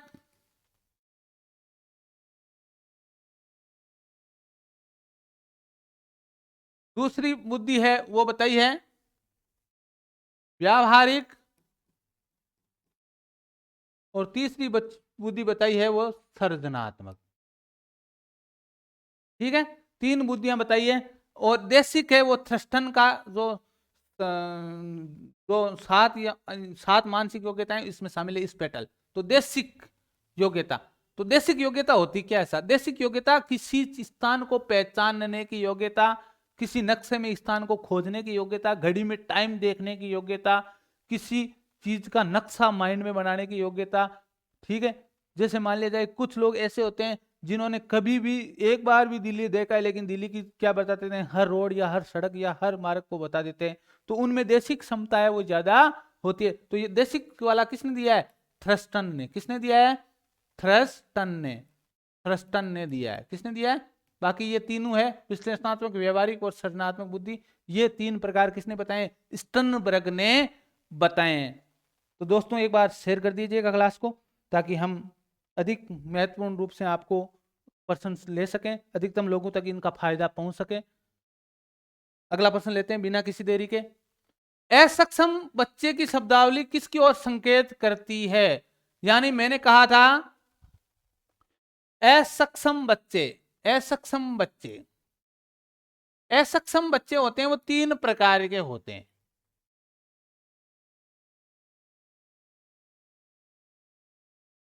एक तो होते हैं सामाजिक रूप से, दूसरे होते हैं मानसिक रूप से, और तीसरे होते हैं शारीरिक रूप से। ठीक है, सामाजिक रूप से होते हैं वो तो होते हैं दुर्बल समुदाय के बच्चे, दुर्बल समुदाय या हाशिए पर बच्चे, हाशिए, आर्थिक हाशिए वाले बच्चे, दुर्बल समुदाय या आर्थिक हाशिए वाले बच्चे, जिनकी मतलब क्या है, इसी सामाजिक अवस्थिति या सामाजिकता में उसको नीचा समझा जाता है या क्या समझा जाता है, आर्थिक रूप से कमजोर है, उन बच्चों को हम सामाजिक रूप से अक्षम बच्चे मानते हैं। मानसिक रूप से जिनकी बुद्धि लब्धि कम है या मेंटली रिटायर्ड बच्चे हैं, जो जिनकी मानसिक क्षमता है वो दैनिक कार्यात्मकता को करने में सफल है नहीं है या संचालित करने में क्या है, असक्षम है, उन बच्चों को हम मानसिक रूप से असक्षम मानते हैं। जबकि शारीरिक रूप से असक्षम बच्चे हैं वो होते हैं आपके लोकोमोटर डिसेबिलिटी वाले, हियरिंग इम्पेयर्ड वाले, सुनने में बाधक के होते हैं, और एक होते हैं आपके विजुअल इम्पेयर्ड यानी दृश्य वाले बच्चे होते हैं। और अनेक प्रकार के जो 21 प्रकार की विकलांगताएं, वो उसमें हम शारीरिक विकलांगता वाले बच्चों को RPWD एक्ट जो 2016 में जारी हुआ, उसमें 21 तरीके की जो विकलांगताएं दी गई, एसिड अटैक वाले बच्चे हैं, उन सब बच्चों को हम किस में लगते हैं? शारीरिक असक्षमता में रखते हैं। तो 3 तरीके के बच्चे हो गए। तो इंद्रिय शारीरिक क्षति वाले बच्चे होंगे शामिल, सामयिक कठिनाई और बौद्धिक क्षति वाले होंगे बच्चे शामिल, क्योंकि मेंटली रिटायर्ड है, बौद्धिक क्षति यानी बच्चों की बुद्धि लब्धि कम है, और 1 व 2 या 1 या 2, केवल 2, तो 1 व 2 दोनों उत्तर है वो यहां पर होने वाला है। ठीक है, असक्षम बच्चों की शब्दावली। तो असक्षम बच्चों से आप समझ गए, असक्षम बच्चे वही नहीं है जो केवल क्या है, शारीरिक रूप से विकलांग है। असक्षम बच्चों में वो बच्चे हैं जिनको आर्थिक दुर्बल है या सामाजिक रूप से हाशिए पर है। ठीक है, बच्चे हैं मानसिक रूप से रिटायर्ड है, जिनके बच्चे जिनकी मानसिक बुद्धि लब्धि कम है या मानसिक प्रक्रिया संचालन के में असक्षम है, वो बच्चे भी शामिल है। और जो शारीरिक विकलांगताओं से ग्रसित बच्चे हैं वो भी क्या है, शामिल होते हैं। तो यहां पर उत्तर कौन सा होने वाला है? 3 नंबर ऑप्शन है वो यहां पर हमारा उत्तर होने वाला है। अगला प्रश्न देखते हैं बिना किसी देरी के। फ्राइड के अनुशंसित व्यक्तित्व की बनावट के अनुसार निम्न में से कौन सा मूलभूत तीव्र इच्छा उठने के साथ ही तुरंत तथा अनैच्छिक रूप से सिद्धांत जीवन की सत्यता और नैतिकता की अवहेलना करते हुए संतुष्ट करता है? यानी दानव रूपी व्यवहार, दानव रूपी व्यवहार कौन करेगा? तो इड करेगा। कौन करेगा? इदम, इदम इदम क्या होता है? इच्छा पूर्ति करता है, जैसे तैसे इच्छा पूर्ण, चाहे दूसरे से कोस करके भी चीज खाओ, खानी है। ध्यान देना, परा अहम, परा अहम क्या करेगा? देवता के सम्मान काम करेगा, यानी अच्छे काम करेगा। और अहम मानव की भांति काम करेगा। मानव की भांति यानी वर्तमान परिस्थिति को देख करके व्यवहार, मानव की भांति व्यवहार करेगा। तो ध्यान देना, इदम क्या करता है? इड, इड क्या करता है? दानव की भांति। परम अहम क्या करता है? देवता की भांति। ठीक है, अहम यानी उच्च नैतिकता वाला काम करेगा, अहम यानी नैतिकता वाले काम करेगा, अहम यानी वर्तमान परिस्थिति के अनुसार काम करेगा। अच्छा, देखिए एक उदाहरण, मान लिया जाए एक बच्चा है जो मेले में गया, एक बच्चा है जो मेले में गया, उसकी क्या हुई? गुल्फी खाने की इच्छा हुई। उसकी क्या हुई? गुल्फी खाने की इच्छा हुई, आइसक्रीम खाने का मन हुआ, मानस बना। अब उन्होंने गुल्फी खाने की इच्छा पूर्ण करने के लिए क्या की? चोरी की। तो उस समय इदम काम कर रहा था। यदि परम अहम, परम अहम यानी मान लिया जाए एक बच्चा था, उसने गुल्फी खाने के लिए क्या किया? पैसे थे, उनमें से 2 या 3 अतिरिक्त रुपए दे दिए कि बेचारा ठेले वाला क्या है? गरीब है, चलो इसको हम क्या करते हैं? आर्थिक सहायता कर देते हैं। तो वो हो गया परम अहम वाला। और अहम वाला यानी वो अपने पिताजी से या माताजी से कहा कि कहेगा कि मेरी गुल्फी खाने की इच्छा है, आप क्या कीजिए, मुझे गुल्फी खवाइए। ठीक है, तो वो हो गया अहम वाला। तो यानी जो परिस्थिति और वातावरण को देख करके काम करता है वो तो है अहम, जो वर्तमान में जो काम कर रहे हैं वो तो है अहम। यदि हम क्या कर रहे हैं?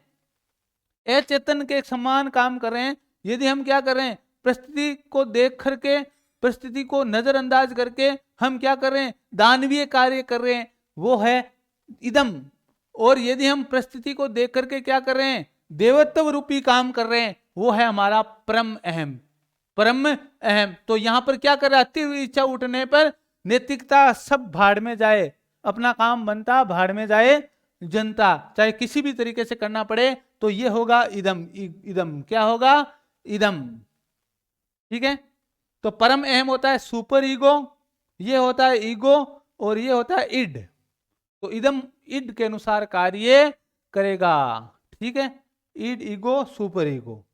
ओके, अधिगम का कौन सा सिद्धांत व्यवहारवाद और समग्रवाद का अनोखा उदाहरण है? ध्यान देना, उद्दीपक परिवर्तन सिद्धांत। ठीक है, SR बॉन्डिंग, व्यवस्थित व्यवहार सिद्धांत, इसको बोलते हैं हम R टाइप अनुकूलन, R टाइप अनुकूलन स्किनर का। ठीक है, अंतर्दृष्टि सिद्धांत, ये सिर्फ किस पर आधारित है? समग्रतावाद पर है। जबकि चिन्ह या पूर्णाकार सिद्धांत जो टोलमैन ने दिया है, उसमें व्यवहारवाद की भी झलक मिलती है, जिन सिद्धांतों की भी झलक मिलती है, और समग्रवाद वाले सिद्धांतों की भी झलक देखने को मिलती है। तो यहां पर 2 तरीके के वाद हो गए, पहला हो गया व्यवहारवाद और दूसरा हो गया समग्रवाद। समग्रवाद, गेस्टाल्टवादी समग्रवाद देते हैं, जितने भी गेस्टाल्ट के सिद्धांत है वो समग्रवाद। व्यवहारवाद में क्या किया जाता है? उद्दीपक व अनुक्रिया कर आधारित अधिगम दिए जाते हैं, जबकि समग्रवाद में मानसिक क्रिया को महत्वपूर्ण माना है, मानसिक क्रियाओं को क्या दिए? अहमता दी है। तो कौन सा सिद्धांत है जिसमें व्यवहारवाद और समग्रवाद का अनोखा मिश्रण मिलता है?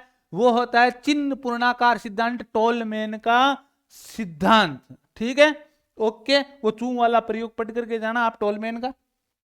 ठीक है, अगला देखते हैं, शारीरिक विकास के किस स्तर पर तेजी से होता है? तो ध्यान देना, शारीरिक विकास यानी वृद्धि, वृद्धि किस स्तर पर तेजी से होती है? तो ध्यान देना, शैशवावस्था में तेज होती है, क्या होती है? तेज होती है। फिर बाल्यावस्था के अंदर क्या हो जाती है? थोड़ी धीमी पड़ जाती है।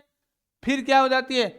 किशोरावस्था तक जाते जाते क्या हो जाती है, स्थिर सी हो जाती है और अंत में क्या पड़ जाती है, बिल्कुल ही धीमी पड़ जाती है, पठार सा आ जाता है। तो शिशु काल में क्या होता है, शारीरिक वृद्धि, व शैशव काल में क्या होती है, शारीरिक वृद्धि और विकास है वो तेजी से होता है। यानी मैं कहूं तो शिशु काल तक शारीरिक विकास व तेजी लगभग क्या हो जाती है, 60% जो शारीरिक वृद्धि और विकास है वो पूर्ण कर लेता है शिशु। किस अवस्था में, शिशु काल के अंत तक। ठीक है, ओके। अगला प्रश्न देखते हैं, समाज विधि विधि के प्रवर्तक कौन है? समाज मिति, साइकोमेट्रिक्स। इस प्रश्न का जवाब दो, साइकोमेट्रिक्स का। यहां पर ध्यान देना भाई, एक बार जो देख रहे हैं बच्चे उनको मैं बता दूं कि जी ए मुंद्रो नहीं है, यहां पर यहां है जी ए मुनसे, यहां पर मुंद्रो नहीं है। ठीक है, John Atkinson, Woodworth, Morris, John Atkinson, Woodworth और मॉरिस। ओके, अब देखना, आप प्रश्न का जवाब देख पा रहे होंगे कि आपने सुन रखा है समाज मिति का मुंद्रो होता है, लेकिन बता दूं कि 1951 में इसको दिया था किसने, मुंद्रो ने। 1967 में एजिल्स ने इसमें संशोधन कर दिया, इसके आधार पर विकसित किया। लेकिन इसका आधार जो देखने को मिलता है, यहां पर देखना, व्यक्तित्व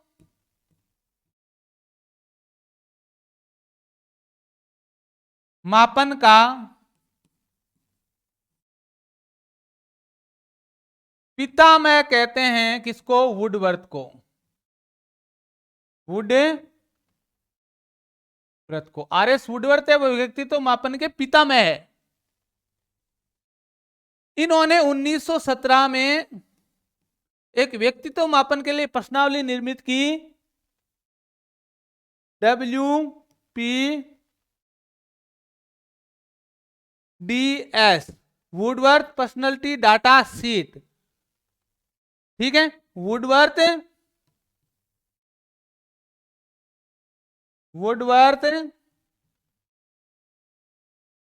पर्सनालिटी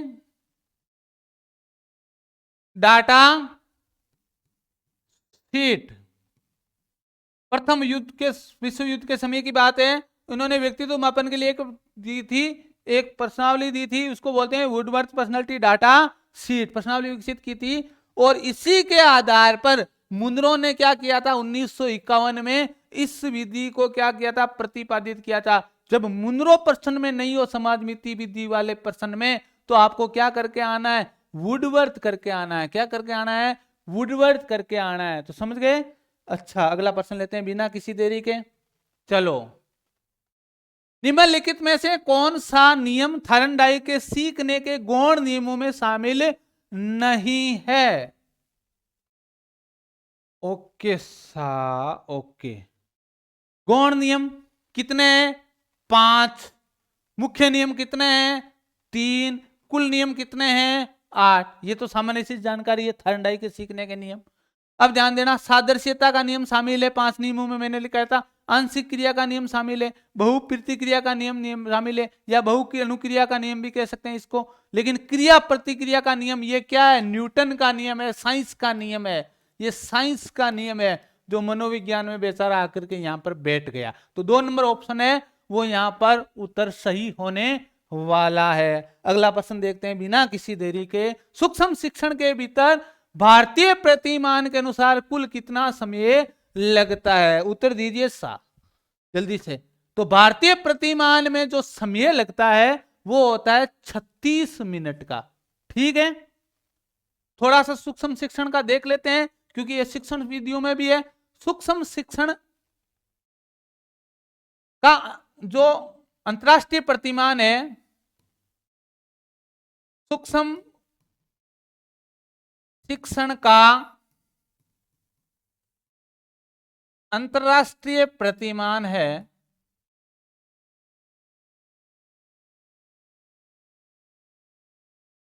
वो स्टैनफोर्ड यूनिवर्सिटी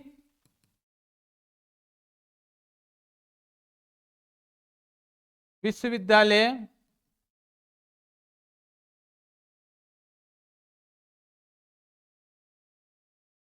एलन ने प्रस्तुत किया था। एलन ने प्रस्तुत किया। जबकि भारतीय प्रतिमान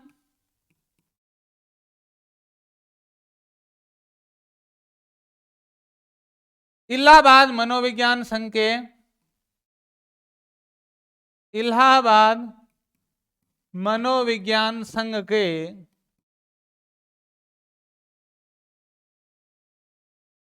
डीडी तिवारी ने विकसित किया। अब ध्यान देना, सूक्ष्म शिक्षण में 4 चरण होते हैं। पठन, प्रतिपुष्टि,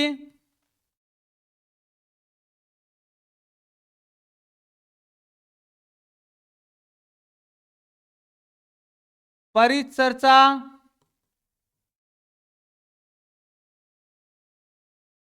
या परिचर्चा या इसको बोलते हैं योजना बनाना, पुनः पठन और पुनः प्रतिपुष्टि। माइक्रो टीचिंग की है ना आपने बीएड वाले में, पहले पठन कराते हैं, फिर प्रतिपुष्टि करते हैं, प्रतिपुष्टि लेकर के अब क्या करते हैं, परिचर्चा करते हैं और फिर योजना बनाते हैं उसी समय, और फिर पुनः पठन और पुनः। तो ये ध्यान देना, ये जो भारतीय प्रतिमान है इसमें ये जो समय है वो 6 मिनट प्रतिपुष्टि का, 12 मिनट परिचर्चा और किसका, योजना बनाने का कक्षा में, और फिर 6 मिनट है वो पुनः पठन का, और वो 6 मिनट है वो किसका है, पुनः प्रतिपुष्टि का। तो कितने मिनट हो गए टोटल, 6 दू 12, 12 दूना 24 और भारतीय 36 मिनट हो गए। ठीक है, लेकिन अमेरिका के प्रतिमान में या अंतरराष्ट्रीय प्रतिमान में देखें तो ये तो सेम है, ये तो 12 है वो सेम है, लेकिन इसमें 1 मिनट बढ़ा दीजिए, 7 पठन के और 7 प्रतिपुष्टि के, फिर 7 पुनः पठन के और 7 फिर पुनः प्रतिपुष्टि के। तो कितने मिनट और अतिरिक्त हो गए, 40 मिनट। यदि आपको पूछे तो अंतरराष्ट्रीय प्रतिमान में पूछे तो 40 मिनट करना है, और भारतीय प्रतिमान में यदि आपको समय पूछे तो कितना करना है, 36 मिनट का समय है वो आपको करना है। अगला प्रश्न देखते हैं बिना किसी देरी के। हम निम्न में से कौन सा कथन आदर्श संदर्भित परीक्षण के लिए सत्य है? 2 तरीके के परीक्षण, संदर्भित परीक्षण पूछे जाते हैं, क्राइटेरियन रेफरेंस टेस्ट पूछे जाते हैं, रेफरेंस टेस्ट पूछे जाते हैं, सीआरटी और एनआरटी। सीआरटी व एनआरटी, क्राइटेरियन रेफरेंस टेस्ट और नॉर्म्स रेफरेंस टेस्ट, इसको बोलते हैं कसौटी संदर्भित, कसौटी या मानदंड संदर्भित परीक्षण, और इसको बोलते हैं आदर्श या मानक संदर्भित परीक्षण। परीक्षण 2 तरीके के परीक्षण है वो पूछे जाते हैं हर एग्जाम में, कसौटी या मानदंड संदर्भित परीक्षण या आदर्श या मानक संदर्भित परीक्षण। यहां ध्यान देना सीआरटी और एनआरटी में फर्क क्या है। ठीक है, दोनों ही क्या हो सकते हैं, दोनों ही क्या हो सकते हैं, मानदंड पर आधारित हो सकते हैं, दोनों ही मानकीकृत होते हैं, हो सकते हैं, दोनों ही राष्ट्रीय मानदंडों पर आधारित हो सकते हैं, लेकिन एक के अंदर क्या किया जाता है, एक के अंदर क्या किया जाता है, मानदंड निर्धारित कर दिया जाता है, जबकि दूसरे में मानदंड निर्धारित नहीं किया जाता है। तो सीआरटी में मानदंड निर्धारित होता है, मानदंड क्या होता है, निर्धारित होता है, जबकि एनआरटी में मानदंड निर्धारित नहीं होता है। जैसे मान लिया जाए जो भी सीटी, सीटेट, आरटेट ये परीक्षाएं वो सीआरटी है। ठीक है, इसमें इतने नंबर लाए तो आप पास, नहीं तो असफल और असफल। ठीक है। एनआरटी में क्या की जाती है, एनआरटी में आपको अंक दिए जाते हैं, इसमें तुलना आपस में आप कर सकते हो। जैसे मान लीजिए हमारे बीएड की परीक्षाएं, हमारी 10वीं की परीक्षाएं, हमारे बोर्ड की परीक्षाएं, वो क्या है, एनआरटी।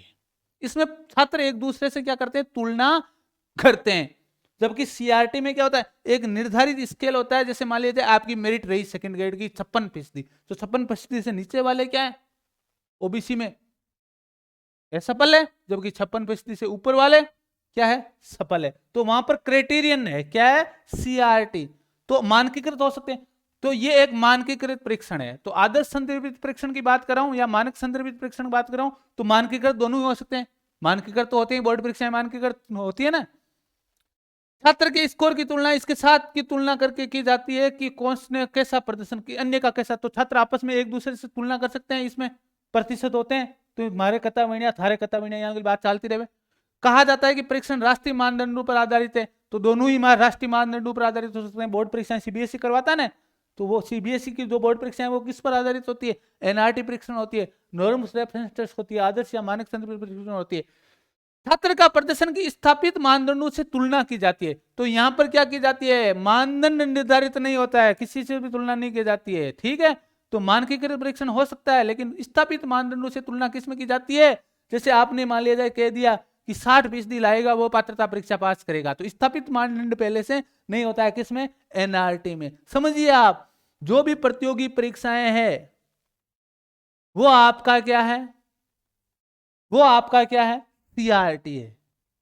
लेकिन जो भी विद्यालय या स्कूली बोर्ड की परीक्षाएं हैं वो है एनआरटी, ठीक है। तो स्थापित मानदंडों से तुलना किसमें की जाती है, इसमें परसेंटाइल दिया जाता है एनआरटी में, जबकि इसमें क्या दिया जाती है, मेरिट बेस दिया जाता है। इसमें प्रतियोगिता की भावना विकसित होती है। बच्चों में क्या होती है, इसमें प्रतियोगिता की, इसमें क्या होती है, स्वच्छ प्रतियोगिता की भावना विकसित होती है, इसलिए इसको आदर्श बोलते हैं। जबकि इसमें क्या हो जाती है, इसमें क्या हो जाती है, दूषित प्रतियोगिता की भावना विकसित होती है, किसमें, सीआरटी में। तो सीआरटी और एनआरटी को समझ के जाइए, कसौटी निकंस या इसको बोलते हैं हम मानदंड संदर्भित परीक्षण, ठीक है। ओके, अगला प्रश्न देखते हैं बिना किसी देरी के। योगात्मक आंकलन को किस रूप में परिभाषित किया जाता है। योगात्मक आंकलन यानी अधिगम का आंकलन, अधिगम का आंकलन यानी अधिगम का आंकलन यानी अधिगम के बाद किया जाने वाला आंकलन। यानी हमें क्या करना है, किसी परिणाम पर पहुंचना है, किसी निर्णय पर पहुंचना है, तब हम क्या करते हैं, योगात्मक आंकलन करते। 3 रूप कहे थे मैंने, अधिगम का आंकलन, अधिगम के लिए आंकलन, अधिगम के रूप में आंकलन। ध्यान देना, अधिगम का आंकलन यानी अधिगम के पढ़ाने के बाद आंकलन, अधिगम के लिए आंकलन यानी शिक्षक क्या करता है, जांचता रहता है, बीच बीच में पढ़ाते समय जानता रहता है चीजों को, तो वो होता है अधिगम के लिए आंकलन। और जिसमें बच्चे अधिगम करता खुद क्या करते हैं, अपना आंकलन करते हैं, वो है अधिगम के रूप में आंकलन। जैसा आज आप कक्षा में आप अपना खुद का आंकलन कर रहे हो, तो करिएगा प्रश्न, आपको लिखिएगा कितने % राइट हो रहे हैं। और ऐसा ही पेपर आने वाला है, मैं बोलता हूं कि आपको तथ्य वाले प्रश्न मिलने ही नहीं है, ऐसा ही प्रश्न पत्र आने वाला है। रीट में देख लेना आप, 3 पारियों में परीक्षा होने वाली, ऐसा ही प्रश्न पत्र मिलेगा आपको। कार्यक्रम के प्रभाव का मूल्यांकन करने और निर्देश के बाद छात्रों के प्रदर्शन को मोल करने की प्रक्रिया। मैंने कहा था ना कि प्रभाव कैसा पड़ा, अंत में क्या जानना चाहता है, तो पहले से ही उत्तर निकल गया। तो 1 नंबर ऑप्शन है वो हो गया। छात्रों को यह बताना कि उन्होंने कैसा प्रदर्शन करना है, प्रभावी तरीके से पढ़ाने की प्रक्रिया के रूप में करना, इनमें से कोई नहीं। कार्यक्रम के प्रभाव का मूल्यांकन कि अंत में कैसा मिला, क्या मिला, और निर्देश के बाद छात्रों के मोल के करने की प्रक्रिया। नर्तक और खिलाड़ी अच्छे होते हैं बुद्धि में, तो नर्तक और खिलाड़ियों में क्या होती है, ध्यान देना, नर्तक और खिलाड़ी, यह बहुबुद्धि सिद्धांत का स्पर्शन किससे है, बहुबुद्धि सिद्धांत से है। बहुबुद्धि सिद्धांत किसके, हार्वर्ड गार्डनर के। इन्होंने भी बहुत बार बदलाव आया है। बहुबुद्धि सिद्धांत हार्वर्ड गार्डनर के बहुबुद्धि सिद्धांत से है पर्सन। तो यहां पर गणितीय बुद्धि में तो क्या करेगा, गणितीय संक्रिया अच्छी करेगा। स्थानिक में क्या करेगा, स्पेटल, देशिक। स्थानिक को क्या बोल सकते हैं, देशिक, यानी स्थान के बारे में, कोई जगह पहचानने में, लक्ष्य खोजने में, टाइम बताने में, ठीक है, ऐसा काम करेगा। शारीरिक गत्यात्मकता यानी बच्चों के अंदर क्या होगी, पेशीय गत्यात्मकता पाई जाएगी। शारीरिक गत्यात्मकता बुद्धि किस में पाई जाती है, नर्तक जब नाचता है तो सारी मांसपेशियों में क्या रहता है, तारतम्यता पाई जाती है। तो शारीरिक जो साइकोकाइनेस्टिक एनर्जी, साइकोकाइनेस्टिक होती है ना, जो फिजियोकाइनेस्टिक जो इंटेलिजेंस, वो किस में पाई जाती है, नर्तक और खिलाड़ी में। यहां पर अंतर्व्यक्तिक, अंतर्व्यक्तिक यानी दूसरे व्यक्ति से जुड़ना, दूसरे व्यक्ति से जुड़ना, ये नेता और आदि में पाई जाती है। नेता, काउंसलर, इसमें पाई जाती है। स्थानिक बुद्धि है वो नाविक में, नाविक में, इसमें जो होते हैं ना हमारे जो टूरिस्ट गाइड, गाइड में पाई जाती है, गाइड में, जो वाहन चालक में, ठीक है ना, आदि में ये पाई जाती है। गणितीय बुद्धि जो गणितज्ञ होते हैं उनमें पाई जाती है। ठीक है, ओके, अगला प्रश्न लेते हैं बिना किसी देरी के। कौन सी ग्रंथि हार्मोन लंबाई के विकास को प्रभावित करता है? तो ध्यान देना, ग्रंथियों की ग्रंथि कौन सी है, मास्टर ग्रंथि कौन सी है, पीयूष ग्रंथि। सारे के सारे हार्मोन किसके द्वारा निर्धारित होते हैं, पीयूष ग्रंथि के द्वारा। तो मास्टर ग्लैंड किसको बोलते हैं, पीयूष ग्रंथि के द्वारा, क्योंकि हार्मोन से वो हमारे शारीरिक विकास को प्रभावित करते हैं। तो एक दो प्रश्न मैं कहता हूं कि आपको या तो इसमें प्रश्न है वो आपको जीन या इसमें से लिंग से पूछने, लिंग जीन और इसमें से देखने को मिलेगा लिंग निर्धारण से, या आपको देखने को मिलेगा जो सिंड्रोम रोग होते हैं ना, जिसमें गुणसूत्र प्रभाविता के कारण से जो रोग होते हैं उसमें से, या हार्मोन से एक पर्सन आपको जरूर रीट में देखने को मिलेगा। ऐसा तो आप पढ़ लेना थोड़ा सा, डाउन सिंड्रोम, टर्नर सिंड्रोम, इसमें क्लाइनफेल्टर सिंड्रोम है, उनको थोड़ा सा आप पढ़ लेना एक बार। उसके बाद में जो जीन निर्धारण कैसे होता है, कौन से गुणसूत्र पाए जाते हैं, किस तरीके से होता है, वो मैंने अच्छे तरीके से वहां करवा रखा है, तो आप एक बार इसको पढ़ लेना। ठीक है, पीयूष ग्रंथि, ठीक है, ओके।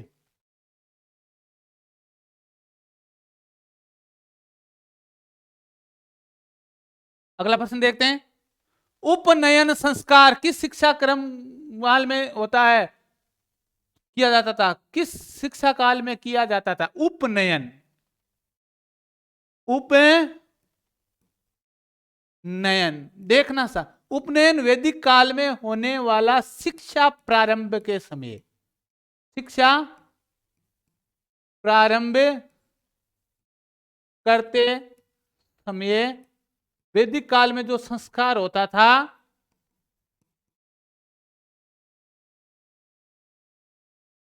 उसको बोलते हैं उपनयन। और उपनयन का अर्थ होता है नैनों का, नैनों का खुलना, आंखों का खुलना। जब शिक्षा की बात होती है तो आंखों का खुलना, क्योंकि शिक्षित आदमी है वो सजग हो जाता है, आंखें अपने आप खुल जाती है। क्या पढ़े लिखे करते हैं, क्या चार आंखें होती। तो आजकल उपनयन संस्कार नहीं होते हैं, आजकल क्या होते हैं, सीधे ही अंग्रेजी मीडियम की गाड़ी में बैठाया, किसी प्राइवेट स्कूल गाड़ी में बैठे, tata tata bye bye bye करते हुए चल जाते। लेकिन पहले क्या होता था, बच्चों को विधि विधान पूर्ण गुरुकुल में छोड़ा जाता था, और वहां पर विधि विधान पूर्व क्या होता थे, उसकी शिक्षा प्रारंभ के लिए पहले क्या होती थी, प्रक्रिया होती थी, और फिर उनको केवल कल भैराराम जी जैसे शिक्षण विधियों की क्लास ले रहे थे तो बता रहे थे कि उनको क्या दी जाती थी, मौखिक शिक्षा होती थी।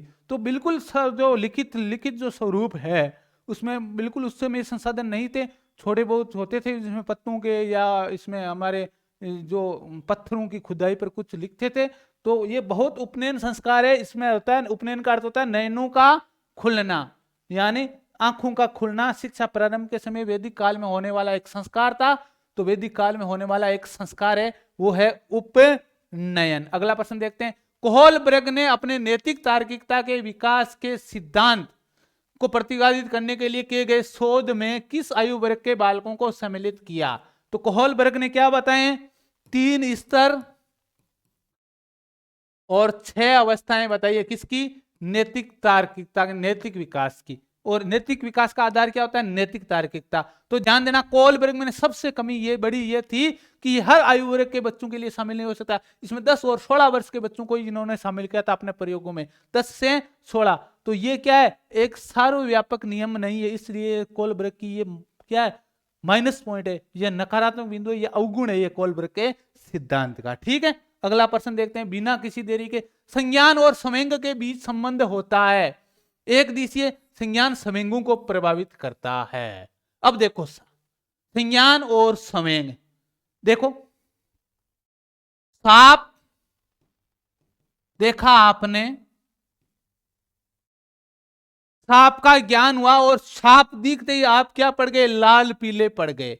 तो एक दिशीय होता है, संज्ञान संवेगों को प्रभावित करता है, ये एक संवेग का सिद्धांत कहता है। ठीक है, एक दिशीय संवेग संज्ञान को प्रभावित करता है। अब देखो, अब मनोविज्ञान ये कहती है कि सांप का ज्ञान होने के बाद में आपका क्या बदला है, संवेग बदला है। लेकिन कहते हैं कि संवेग आया इसलिए आपको क्या हुआ, सांप को देखते ही संवेग पहले आया और फिर आपको क्या हुआ, सांप का ज्ञान हुआ। दोनों तरीके जम्प्स लेंगे। ये कहते हैं कि सांप देखा, सांप देखा, संवेग आया, फिर आप सांप का पता चला कि ये सांप है। ठीक है, तो ये द्विदिशीय। तो द्विदिशीय दोनों सिद्धांत कहते हैं, संवेग और संज्ञान में पहले संवेग फिर संज्ञान वाला सिद्धांत भी चलता है। पहले संज्ञान फिर संवेग वाला सिद्धांत भी चलता है। जेम्स लेंगे कहते हैं कि संवेग पहले आता है फिर संज्ञान आता है। ठीक है, तो ये द्विदिशीय दोनों है, गतिशील पारस्परिक क्रिया है, यानी संवेग और संज्ञान क्या आते हैं, साथ साथ गतिशील रूप से और पारस्परिक रूप से गतिशील होते हैं। जैसे सांप देखा वैसे ही क्या होंगे, हमारे मन के अंदर क्या चलने लग जाएगा, संवेग हो जाता रहेगा। जैसे सांप का ज्ञान हुआ वैसे ही हमारे मन में क्या चलने लग जाएगा, संवेग चलने जाएगा, भय का क्या चलने लग जाएगा, भय का संवेग उत्प्रेरित हो जाएगा। अगला प्रश्न देखते हैं बिना किसी देरी के, प्लस कोरिकुलम जमा गतिविधियां क्या है। तो ध्यान देना, पहले मैं बताता हूं कि जमा गतिविधियां है वो समावेशी बच्चों के लिए। जमा गतिविधियां समावेशी बच्चों के लिए, समावेशी शिक्षा का पाठ्यक्रम है, समावेशी शिक्षा का पाठ्यक्रम है जिसमें विशिष्ट बालकों को शिक्षा दी जाती है, विशिष्ट बालकों को शिक्षा दी जाती है। तो ब्रेल लिपि का प्रयोग विशिष्ट बालकों के लिए करते हैं। अभिमुखीकरण या गतिशीलता, यानी बच्चों के लिए अभिमुखीकरण या इनरिचमेंट कार्यक्रम चलाते हैं। दैनिक जीवन कौशल सिखाते हैं बच्चों को, और संवेदी प्रशिक्षण देते हैं, यानी इंद्रियों का प्रशिक्षण देते हैं जिसमें वो कमजोर होते हैं। तो ये चारों की चारों गतिविधियां 1 2 3 4 सी ऑप्शन है वो यहाँ पर राइट होने वाला है। ये सारी की सारी प्लस कोरिकुलम में आती है। तो जमा पाठ्यक्रम या जमा गतिविधियां वह होती है जो विशिष्ट बालकों को क्या देती है, अभिमुखीकरण का अर्थ क्या होता है, ध्यान देना, अभिमुखीकरण।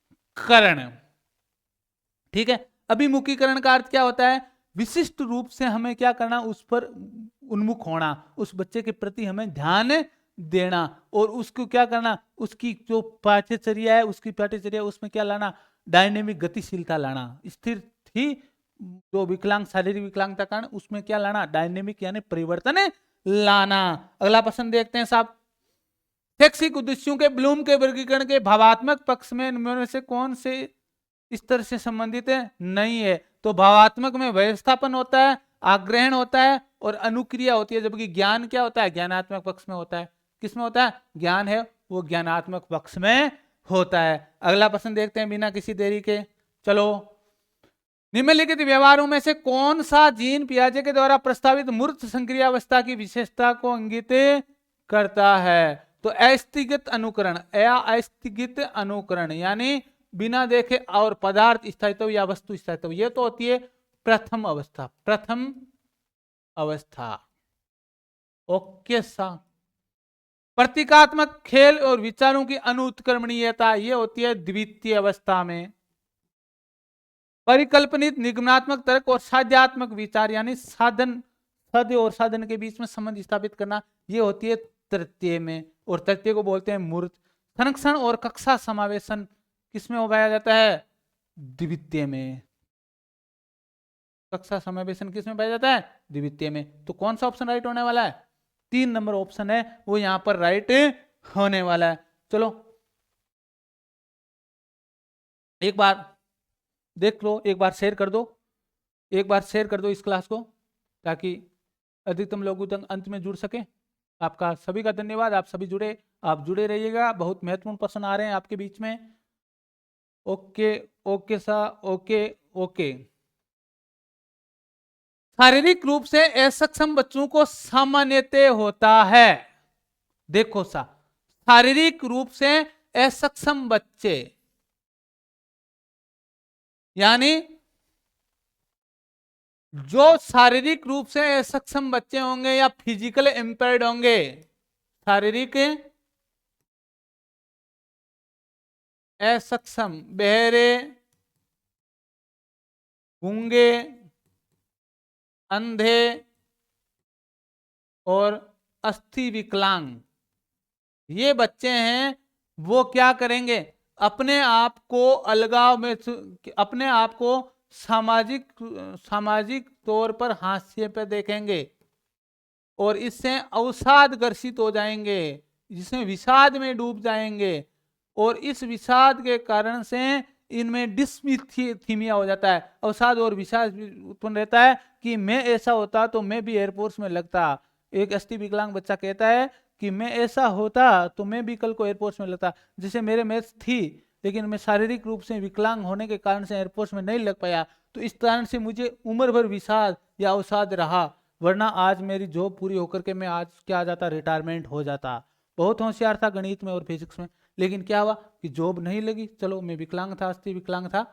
डिस्ग्राफिया यानी आपके लेखन की जो विकृति होती है उसको बोलते हैं लेखन वैकल्प्य, वैकल्य होता है उसको बोलते हैं, लेखन विकलांगता को बोलते हैं डिस्ग्राफिया। डिसलेक्सिया, डिसलेक्सिया, डिस और लेक्सिया दो शब्द से बना है, ऐसा डिस और लेक्सिया दो शब्द से बना है, जिसको बोलते हैं, ये रुडोल्फ बर्नल ने दिया, रुडोल्फ नेत्र रोग विशेषज्ञ थे, रुडोल्फ बर्लिन जर्मन विशेषज्ञ थे, नेत्र रोग विशेषज्ञ, इन्होंने ये शब्द दिया था जिसको बोलते हैं डिसलेक्सिया। डिसलेक्सिया यानी शब्द अंधता, शब्द अंधता, जिसका शाब्दिक अर्थ है शब्द अंधता, यानी उल्टे के उल्टा पढ़ना, उल्टा पढ़ना, इसको बोलते हैं पठन विकार। क्या बोलते हैं, पठन विकार। और डिसलेक्सिया होता है गणन विकार या गणितीय विकार, गणन विकार या गणितीय विकार, ठीक है। रुडोल्फ बर्लिन ने शब्द दिया था डिसलेक्सिया, शब्द अंधता, या इसको बोलते हैं, ध्यान देना, ये बहुत सारी चीजें हैं इनके बारे में बताने को थी लेकिन वक्त नहीं मिला। चलो एक बार देख लेना, आप डिसलेक्सिया के प्रश्न आएंगे, डिसलेक्सिया को थोड़ा सा देख करके जाना। डिस्ग्राफिया, डिस्कैलकुलिया भी पूछा जाता है, एडीएसडी भी पूछा जाता है, इसमें बहुत सारे विकार है, जैसे बुलिमिया है, ये बहुत सारे विकार है, इनको आप थोड़ा सा देख करके चले जाना। निम्न में से कौन सा शिक्षण की प्रक्रिया का परिणाम नहीं है, तो देखना, अभिवृत्ति होती है, सीखने पर आधारित ज्ञान होता है और परिपक्वता होती है, लेकिन कल्पना क्या होती है, सदैव कल्पना होती है, वो सीखने पर आधारित हो ये कोई जरूरी नहीं। तो अधिगम की प्रक्रिया का परिणाम है, वो सीखने की प्रक्रिया का परिणाम परिपक्वता होता है, सीखने से परिपक्वता आती है। जैसे मान लिया जाए आप पहले क्या थे, पहले क्या थे, दो आदमियों के बीच में बैठ करके बात नहीं कर पाते थे, लेकिन आपने क्या किया, निरंतर संपर्क रखा, तो आपको दो आदमियों या 10 आदमियों के बीच में बैठ करके बात करने की परिपक्वता या मैच्योरिटी या जैविक क्षमता है वो प्राप्त हो गई। तो सीखने की प्रक्रिया से परिपक्वता आती है। लोग सोचेंगे कि ये जैविक प्रक्रिया है, लेकिन परिपक्वता आती है। ज्ञान होता है और अभिवृत्ति का अर्जन भी होता है, लेकिन कल्पना, जरूरी नहीं कि कल्पना सदैव सीखने की प्रक्रिया पर आधारित हो। तो कौन सा ऑप्शन राइट होगा, बी, कल्पना सीखने की प्रक्रिया का परिणाम न होकर के एक एकाएक भी हो सकती है। मनी मंदता बालकों की शिक्षा हेतु कौन सा उपागम उपयुक्त है, यानी मेंटली रिटायर्ड, यानी मंद बुद्धि वाले बालक, मंद बुद्धि वाले बालक, इनको भी अलग अलग वर्ग है, तीव्र, गंभीर, ठीक है, वाले बालक के लिए कौन सी योजना उपयुक्त है, कौन सा उपागम पढ़ाने का, तो उच्च स्तरीय पाठ्यक्रम यानी हाई क्वालिटी की जो करिकुलम है वो उपलब्ध कराना, इन्वेस्टमेंट कार्यक्रम यानी अतिरिक्त पढ़ाना, संवर्धन कार्यक्रम, त्वरण यानी जल्दी जल्दी पढ़ाना। तो ये तीनों क्रियाएं किसके लिए, प्रतिभाशाली के लिए। लेकिन जो मेंटली रिटायर्ड बालक है उसका हमें क्या करना पड़ेगा, व्यक्तिगत रूप से उसको देखना पड़ेगा, उसका व्यक्तिगत अनुदेशन करना पड़ेगा, उसको व्यक्तिगत शिक्षा देनी पड़ेगी, तब जाकर के वो सफल होगा। ओके, अगला प्रश्न देखते हैं बिना किसी देरी के। इंडिविजुअली एजुकेशन प्लान, व्यक्तिगत शिक्षण योजना एक निम्नलिखित में से कथन है जो कि ऐसे विद्यार्थियों के लिए एक कार्यक्रम है, उच्च बुद्धि वालों के लिए नहीं है। सृजनात्मक बच्चों के लिए नहीं है, उच्च अभिप्रेरणा वाले बच्चों के लिए नहीं है। किस बच्चों के लिए? विशेष आवश्यकता वाले बालकों के लिए। तो विशेष आवश्यकता वाले बालकों में शामिल है मध्यमंदता वाले बालक। तो विशेष आवश्यकता वाले बच्चों को हमें क्या देना है? व्यक्तिगत शिक्षण अनुदेशन देना है, व्यक्तिगत शिक्षण योजना, इंडिविजुअली एजुकेशन प्लान, जिसमें हम क्या देते हैं? व्यक्तिगत अनुदेशन देते हैं, व्यक्तिगत अनुदेशन देते हैं, यानी प्रत्येक बच्चे पर हम पर्सनली ध्यान देते हैं।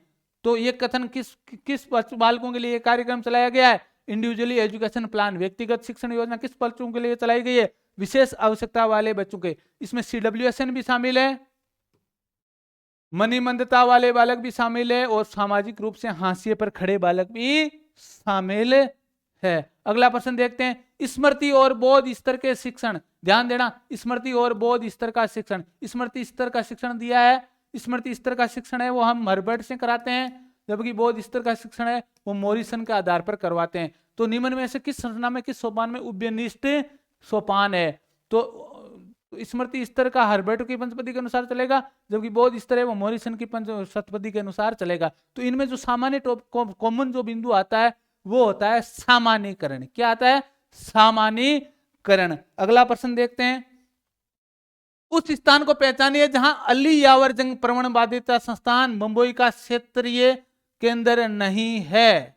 ध्यान देना, तो अली यावर संघ का जो क्षेत्र है, अली यावर जंग प्रवणवादित, यानी जो दृष्टिबाधित विकलांग बालक है उनको लिए भारतीय पुनर्वास परिषद दिल्ली के द्वारा संचालित एक संस्था है, जिसका बंबई मुख्यालय है। उसका क्षेत्रीय केंद्र कहाँ नहीं है?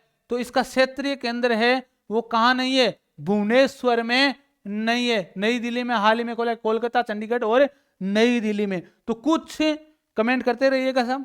कुछ और संस्थान है जिसको हम देखते हैं, जिसमें बहुविकलांगता संस्थान है वो चेन्नई में अवस्थित है, पुनर्वास जो प्रशिक्षण संस्थान है वो कटक उड़ीसा में स्थित है, दृष्टिबाधित दिव्यांगजन संस्थान है वो देहरादून में स्थित है, और अली यावर जंग मूक और श्रवण बाधित विकलांगता वाले बच्चे हैं उनके लिए मुंबई में स्थित है, और मानसिक दिव्यांगजन संस्थान है वो सिकंदराबाद में स्थित है। लेकिन ध्यान देना, इन सभी संस्थानों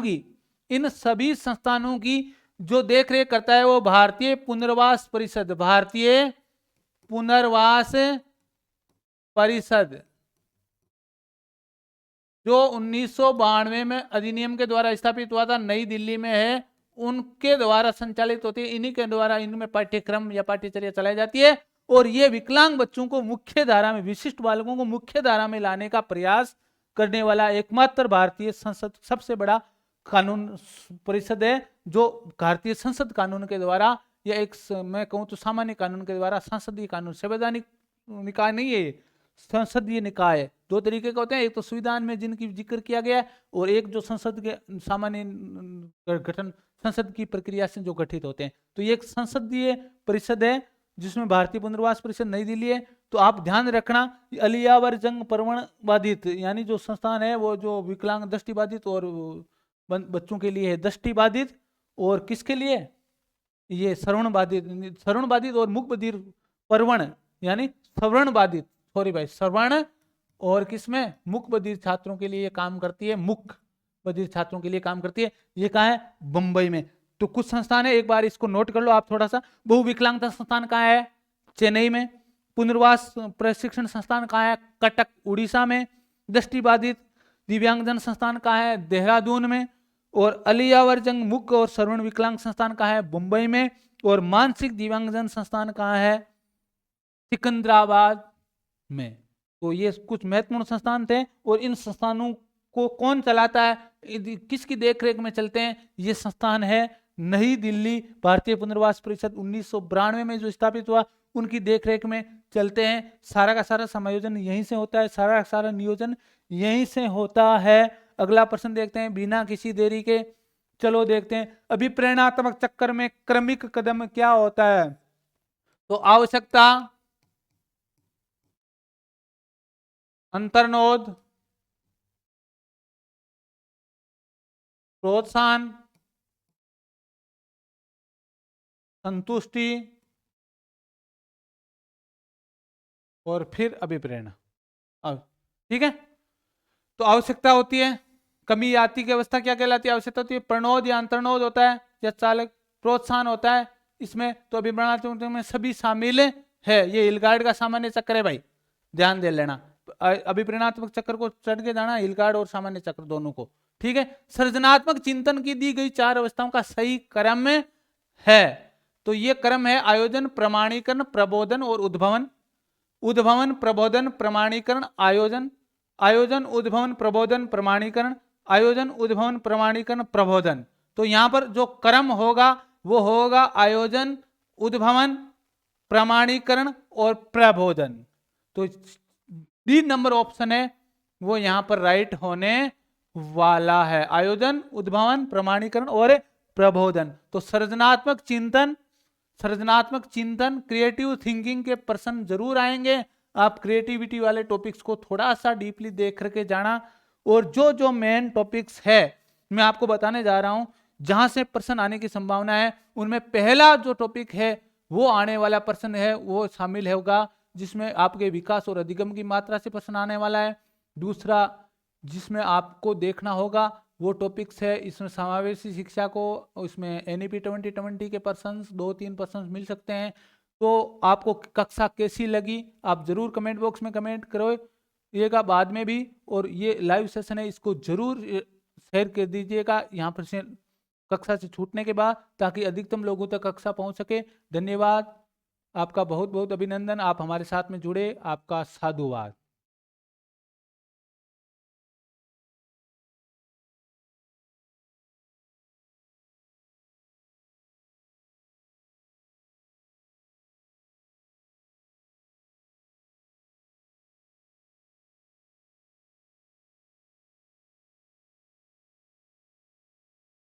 प्रेमा, ओ प्रेमा।